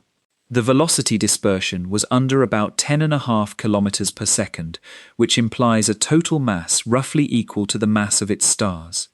In other words, a galaxy with no dark matter. A year later, the same team found a second one in the same group, DF4, doing the same thing. Now, in the standard picture, this is odd but survivable. Halos can be stripped. A small galaxy that has passed close to a large one can have its outer material torn away by tides, and if it loses most of its halo while keeping its stars, you get exactly this. Unusual, worth explaining, not fatal. For the modified law picture, it is a much more serious problem, and understanding why is the important part. A modified law is a law. It is not an ingredient you can add or subtract. If the internal acceleration of a system falls below the threshold, the boost is compulsory. There is no version of the theory in which some galaxies get it and others do not. A galaxy that shows ordinary Newtonian dynamics at accelerations below the threshold is not an anomaly to be accounted for. It is a falsification. There is an escape route, and it is genuinely part of the theory, rather than an excuse invented afterward. In the modified framework, a system's dynamics depend not just on its own internal acceleration, but on any external gravitational field it is sitting in. A small galaxy embedded in the field of a large neighbor behaves more Newtonianly than it would in isolation. This is called the external field effect, and it violates a principle that general relativity obeys, the strong equivalence principle, which says a freely falling system should be unaffected by a uniform external field. In the modified framework, that principle is broken. In 2019, a group including Hossein Haggi, Pavel Krupa, and Indranil Banik published models showing that both galaxies' dispersions are consistent with the modified law, provided they sit inside the gravitational field of the big elliptical in their group. And here the story turns into something almost comic, because everything depends on a distance measurement that nobody can agree on. Van Dokkum's team measured the distance using surface brightness fluctuations and got 19 megaparsecs, plus or minus 1.7. In 2019, Ignacio Trujillo and collaborators applied 5 independent distance methods and got about 13 megaparsecs. In 2021, using 40 orbits of Hubble time and the tip of the red giant branch, generally considered the most reliable method available, Shani Danieli and colleagues got 22.1 plus or minus 1.2. The far distance is now favored. It is not conceded. But look at what the distance controls. At 13 megaparsecs, the galaxy is smaller and less luminous than assumed, and its dark matter content comes out perfectly normal. The anomaly evaporates entirely. At 22 megaparsecs, the galaxy really does lack dark matter, and it really is inside the big elliptical's field, so the external field effect can rescue the modified law. The two escape routes are mutually exclusive. Move the galaxy close, and there is no missing dark matter to explain, but there is also no external field. Move it far, and you need the external field, and you have it. You cannot have both, and which one you get depends on a distance measurement with 3 published answers. There is also, separately, an argument that DF4 is being tidally disrupted, and a counter-argument that DF2 shows a rotating disk and no sign of tidal distortion at all. The mirror image exists too. Dragonfly 44, another ultra-diffuse galaxy, this one in the Coma cluster, appeared in 2016 to have the halo mass of a full-sized galaxy with about 1/100th of the stars, originally quoted as being more than 99.9% dark matter. That figure came down substantially in 2019 when resolved measurements gave a dispersion of 33 kilometers per second rather than the earlier 47, but it remains a galaxy carrying far more invisible mass per unit of light than anything nearby. And here is the pattern that ties this part together. The ratio of invisible to visible mass is not a constant of nature. Across the universe as a whole, it is 5.36 to 1.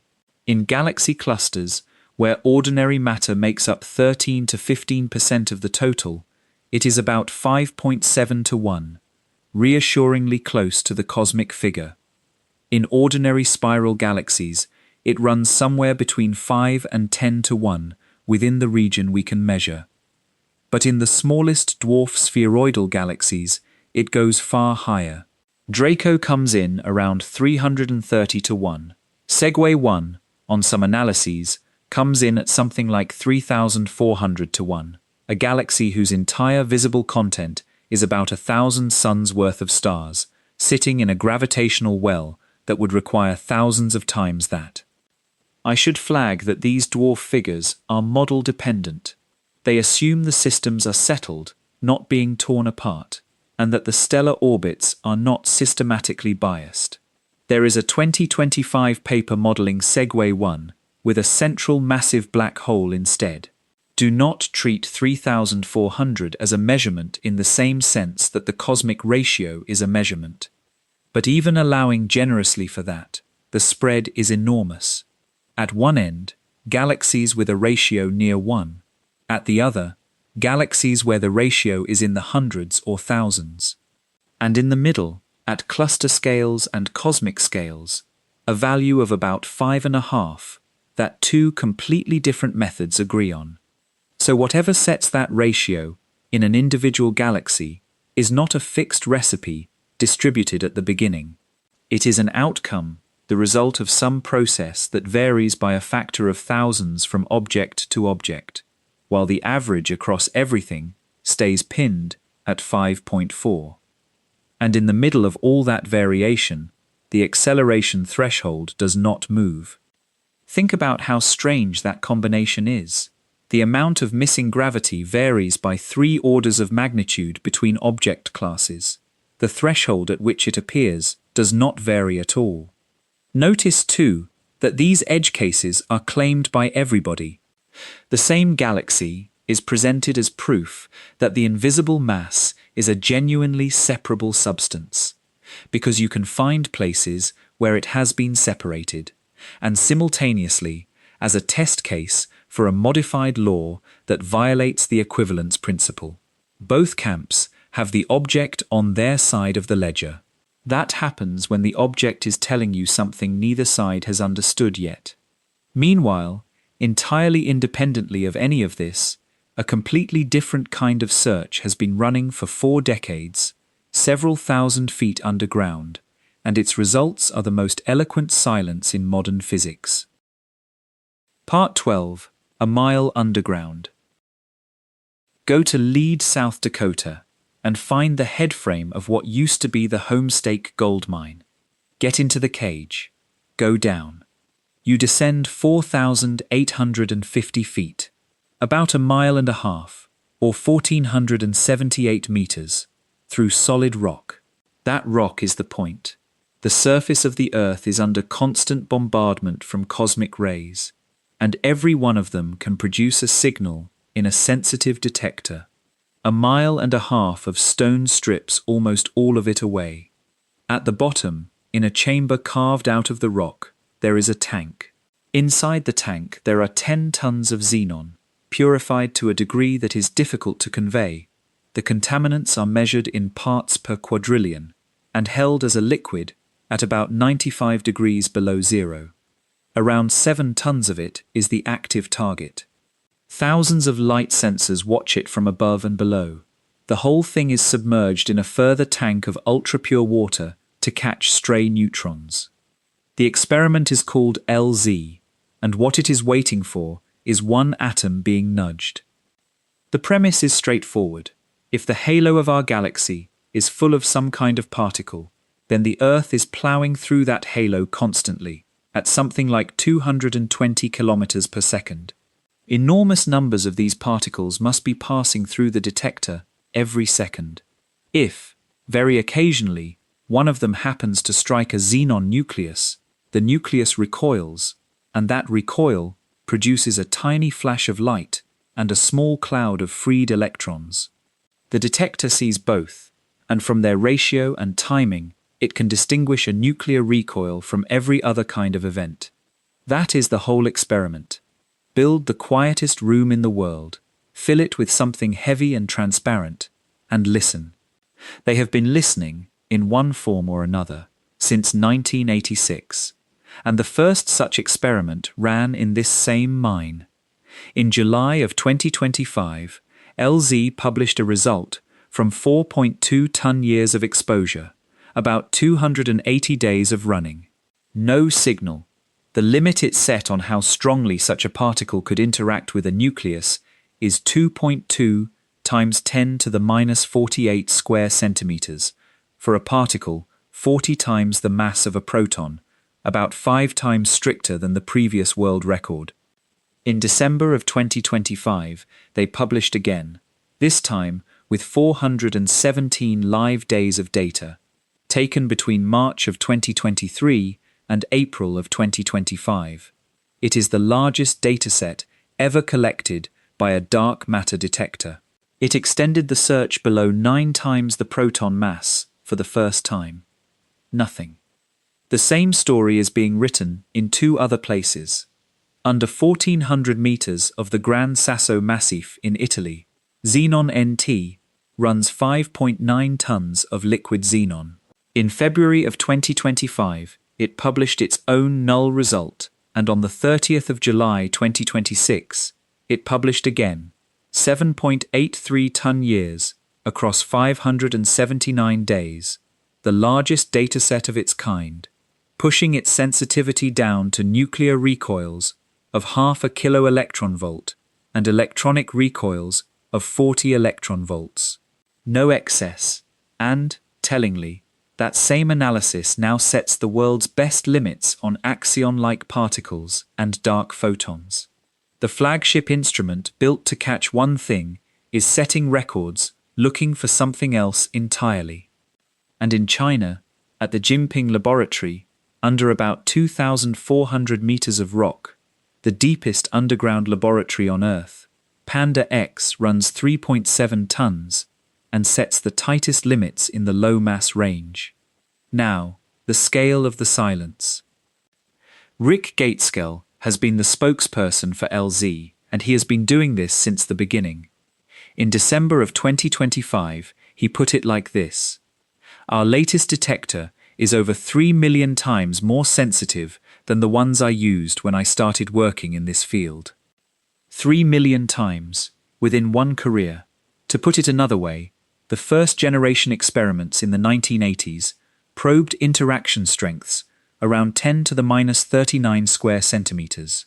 LZ is now at 2.2 times 10 to the minus 48. That is roughly 9 orders of magnitude of possible parameter space, systematically searched and eliminated, with the sensitivity roughly doubling every 18 months for 4 decades. And there is a specific hypothesis dying in there that is worth naming, because it drove the whole enterprise. It was called the WIMP miracle.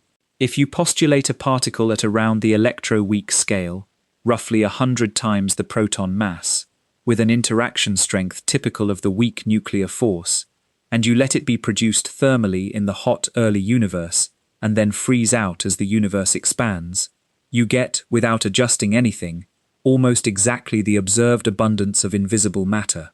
That numerical coincidence was strong. It also dovetailed beautifully with supersymmetry, a theory proposed for entirely unrelated reasons, which independently predicted such a particle. 2 lines of reasoning, from cosmology and from particle physics, pointing at the same object. It would have been remarkable if it had been wrong. The most favored region of that parameter space is now essentially entirely excluded. The Large Hadron Collider, which spent Run 2 and Run 3 looking for particles vanishing from collisions and carrying momentum away, has found no superpartners and has never produced a dark matter particle. Its final Run 3 beams were dumped on the 27th of June, 2026. and the machine entered a 4-year shutdown at the start of July, with high luminosity operations targeted for 2030. Meanwhile, the other candidate class has its own decades of quiet. The Axion was proposed in 1977 and 78, and it is a genuinely elegant idea, because it was not invented to solve this problem at all. It was invented to explain why the strong nuclear force conserves a symmetry it has no obvious reason to conserve. Frank Wilczek named it after a brand of laundry detergent, because it cleans up the problem. It turns out that if such a particle exists, it would also be produced in the early universe in roughly the right quantity. The experiment hunting it at the University of Washington has been running in various forms since the 1990s and has excluded a narrow slice of the possible mass range. Narrow is the operative word. The Axion's coupling is not predicted, which is exactly why it is so hard to exclude. Then, in December of 2025, after 40 years of silence, LZ finally saw something at 4.5 sigma. It was neutrinos from the Sun. Specifically, boron-8 neutrinos produced in the solar core, scattering coherently off xenon nuclei, a process predicted decades ago and only now detectable. Xenon NT and Panda X had seen hints of the same thing at under 3 sigma the year before. DelZ's detection is the strongest to date, and this is where the search reaches the edge of the possible, because those neutrino events are, individually, indistinguishable from the signal being hunted. They cannot be shielded. They cannot be filtered out. They are an irreducible consequence of the Sun existing. The community calls it the neutrino fog, and it is not a wall so much as a thickening. From here on, every additional year of running buys much less than the year before. Anne Wang, one of the analysis leads, put the situation precisely. With this dataset, we have officially entered the neutrino fog, but only when searching for dark matter with these smaller masses. If dark matter is heavier, say 100 times the mass of a proton, we are still far away from neutrinos being a significant background. And her colleague Scott Kravitz said the thing that is easy to miss.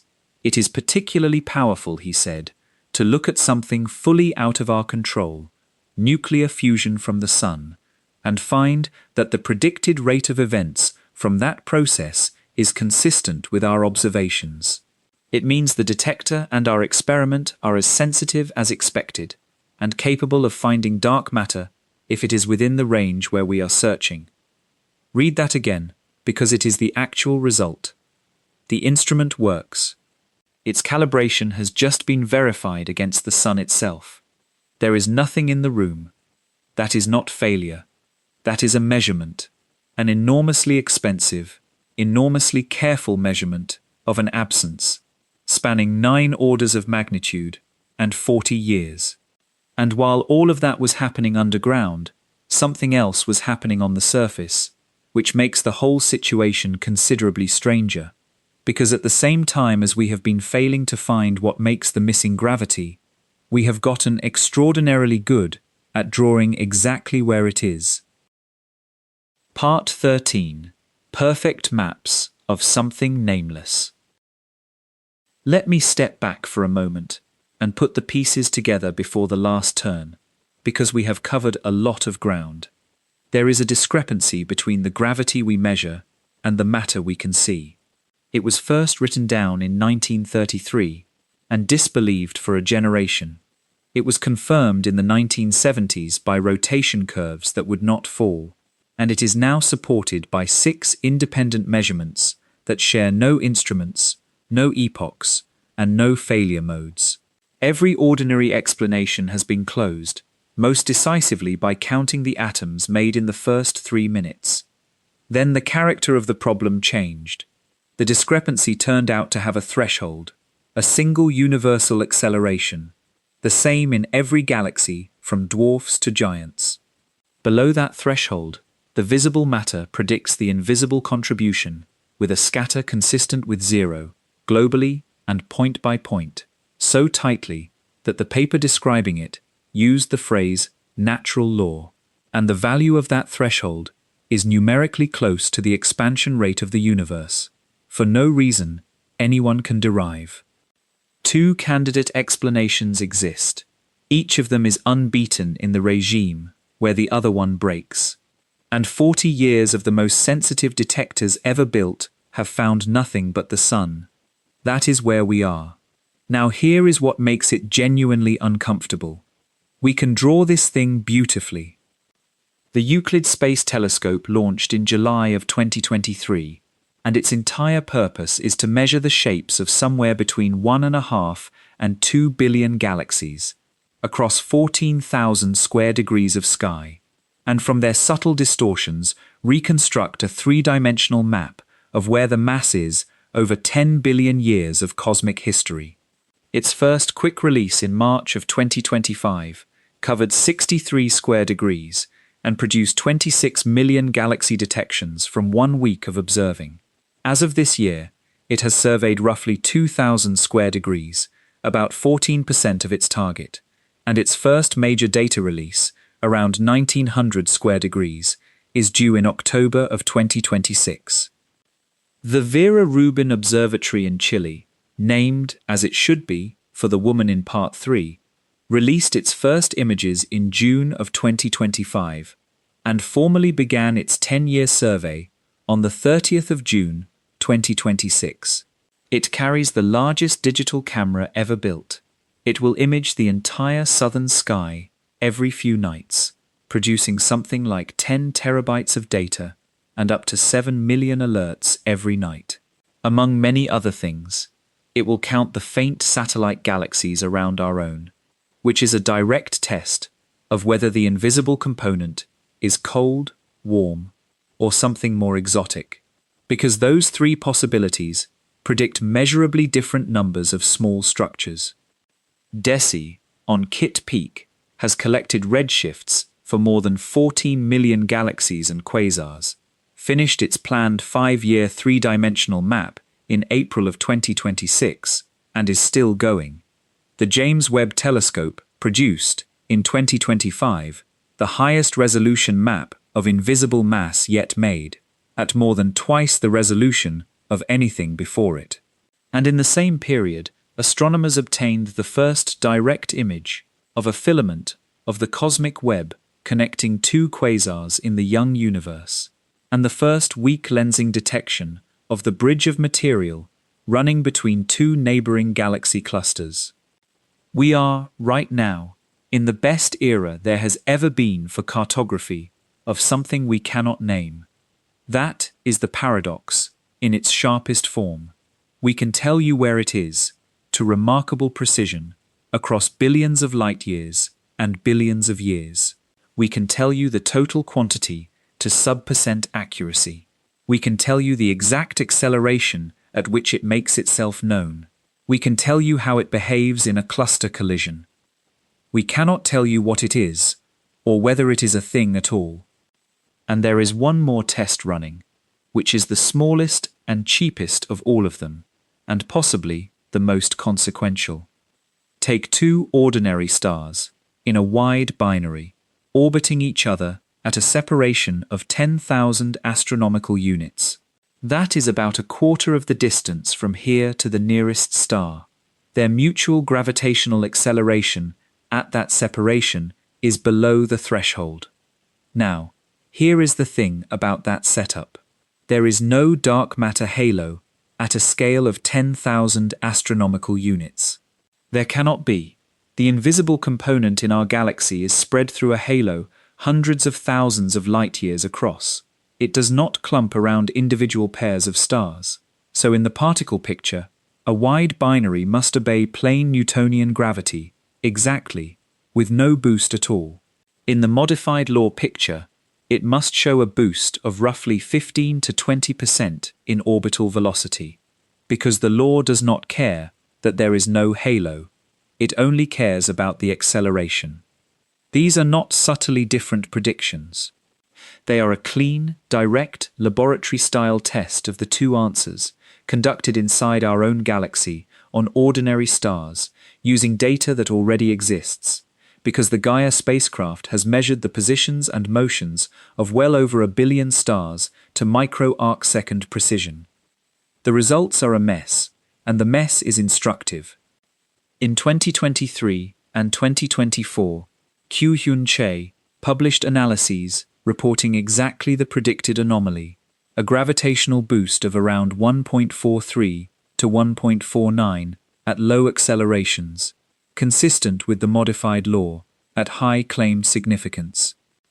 In 2024, Indranil Banik and collaborators analyzed 8,611 wide binaries with strict quality cuts and careful modeling of contamination from hidden third stars, and reported a 19 sigma preference for plain Newtonian gravity. No anomaly whatsoever. Then an independent group with a different algorithm found results consistent with Che. Then another group, modeling the triple star population more realistically, found results closer to Banach. In 2026, the argument continues with a reanalysis of a small, very high-quality sample, reporting a boost of about 1.56. A July paper claiming confirmation with 8 times more binaries in the relevant regime than the competing sample, and a separate paper reporting no evidence that has itself been challenged as underpowered. Note carefully what the disagreement is about. It is not about the observations. Everybody is using the same spacecraft and largely the same catalogue. The disagreement is about method, which binaries to keep, how to handle undetected companions, how to estimate stellar masses, how to model the orbits in 3 dimensions from 2-dimensional data. That means it is resolvable.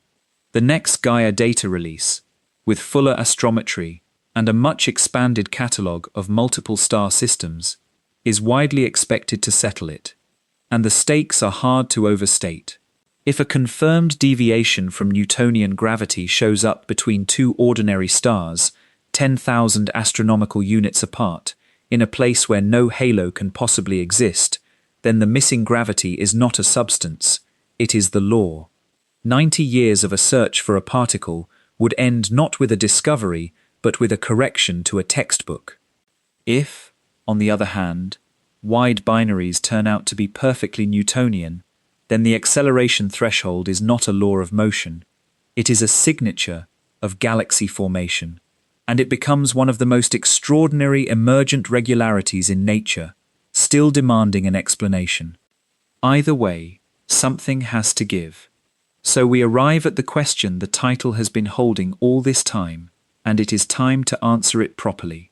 Why would solving this one problem, a shortfall in gravity at a specific acceleration in the outskirts of galaxies, amount to solving the universe itself? Part 14. The Keystone. Most unsolved problems in physics are local. They are gaps in a particular subfield, and filling them makes that subfield more complete without changing anything else. The precise mass of the neutrino, the exact interior structure of a neutron star, the details of how the first stars ignited, all genuinely open, all important, and all self-contained. Solve them, and you learn a new fact. This one is not like that. And the reason is that it is not an ingredient missing from a recipe. It is a discrepancy between the two things physics uses to describe reality. On one side, there is the inventory, the list of what exists, which is the business of particle physics. On the other side, there is the law, the rule governing how what exists moves, which is the business of gravitation. Every measurement of mass beyond the Earth is a conversation between those two, and the conversation runs through the sentence we started with, in part 1. Measure a motion. Assume a law. Solve for the mass. The anomaly lives precisely at the join. It is the place where the inventory and the law fail to agree, and every proposal to fix it does so by changing one of those 3 terms. Add something to the inventory, or amend the law, or accept the mismatch. Which is exactly why fixing one side alone keeps working locally and failing globally. You cannot repair a seam by pulling harder on one edge. So here is what actually sits downstream of it. Galaxy formation, entirely. Halos are the scaffolding of every galaxy that exists. Gas can only cool and collapse into stars inside potential wells that were already there. What the invisible component is determines how much substructure those wells have, how many satellite galaxies each galaxy should have, and whether the centers of small galaxies should have spikes or flat cores. Every one of those is an open observational question right now, and every one of them has the same answer written underneath it. The timing of all structure. Cold, warm, and ultralight variants make measurably different predictions about how small a structure can be and how early it can form. That is not philosophy. Rubin Observatory will count the faint satellites of our own galaxy over the next decade, and the number it gets is a direct measurement of which one is right. The completeness of particle physics. This is the one that gets understated. The Standard Model, the most precisely tested theory in the history of science, contains no viable candidate for this. Not one. Every particle in it is either far too light, moving far too fast to clump the way the evidence requires, or already counted in the 4.9%. So solving this problem necessarily means physics beyond the Standard Model. It is the one open question guaranteed to require genuinely new fundamental physics rather than better bookkeeping. And it may not require only one piece of new physics, because some of the candidate answers solve more than one problem at once. If it turns out to be the axion, then a single particle simultaneously explains the missing gravity and explains why the strong nuclear force conserves a symmetry it has no reason to conserve. Two entirely unrelated puzzles, one answer. If it turns out to be a sterile neutrino, then the same object explains the missing gravity and explains why neutrinos have mass at all, which is currently unaccounted for. If it turns out to be primordial black holes, then the invisible matter is a direct fossil of the inflationary era and a live probe of Hawking radiation, which is the only semi-testable prediction quantum gravity has ever produced. Then there is the rest of the dark sector, which is not a separate department. There is a genuine crisis in the measured expansion rate of the universe right now. Measurements made locally using the distance ladder give about 73 kilometers per second per megaparsec. Measurements from the microwave background give 67.4. Those two disagree at around 5 to 6 sigma, and Webb has ruled out the most popular mundane explanation, crowded photometry in the local measurements, at 8 sigma. The disagreement is real, and a very large fraction of the proposed resolutions are modifications to the dark sector, early dark energy, decaying dark matter that interacts with something, extra-relativistic species. The two problems are not neighbors, they share a wall. Alongside that, DESI's second data release in March of 2025 found that a dark energy whose strength changes over time fits the data better than a constant one. At 3.1 sigma against the microwave background alone, and up to 4.2 when certain supernova samples are included. No combination has reached 5 sigma, and the significance is contested because the supernova samples overlap. But if dark energy is not constant, then the fits that produce the dark matter density have to be redone, because the two dark sectors were measured together and they move together. And underneath all of that sits the coincidence from part 9, which nobody can explain and nobody can dismiss. The acceleration threshold in galaxies is numerically the same as the expansion rate of the universe. Two dark sectors, inferred independently, sharing one number. Pull on this thread and the whole garment moves. That is what a keystone is. Not the largest stone in the arch, and not the most beautiful. The one that, if you understood it, would tell you why the arch stands. So let me answer the title plainly, since I promised I would. Whoever solves this problem will not have discovered one more particle to add to a list, or one more correction term to add to an equation. They will have determined which of the two pillars of physical description was wrong, the inventory of what exists or the law governing how it moves, and in doing so they will have settled how galaxies form, why structure exists at all, what lies beyond the standard model, and quite possibly what happens when gravity meets quantum mechanics. That is not solving a problem. That is establishing what kind of universe this is. And we are not close.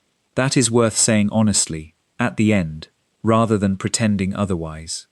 The best instruments ever built have narrowed the hiding places by a factor of 3 million within one person's career, and the first thing they finally heard was the sun. When I said that earlier, it sounded like futility, and I want to turn it over now, because it is not. That detection is the proof that the instrument is real. It means the calibration is honest, the sensitivity is genuine, and the search has been pushed so far that the sun itself is now in the way. The silence is not a failure to look properly.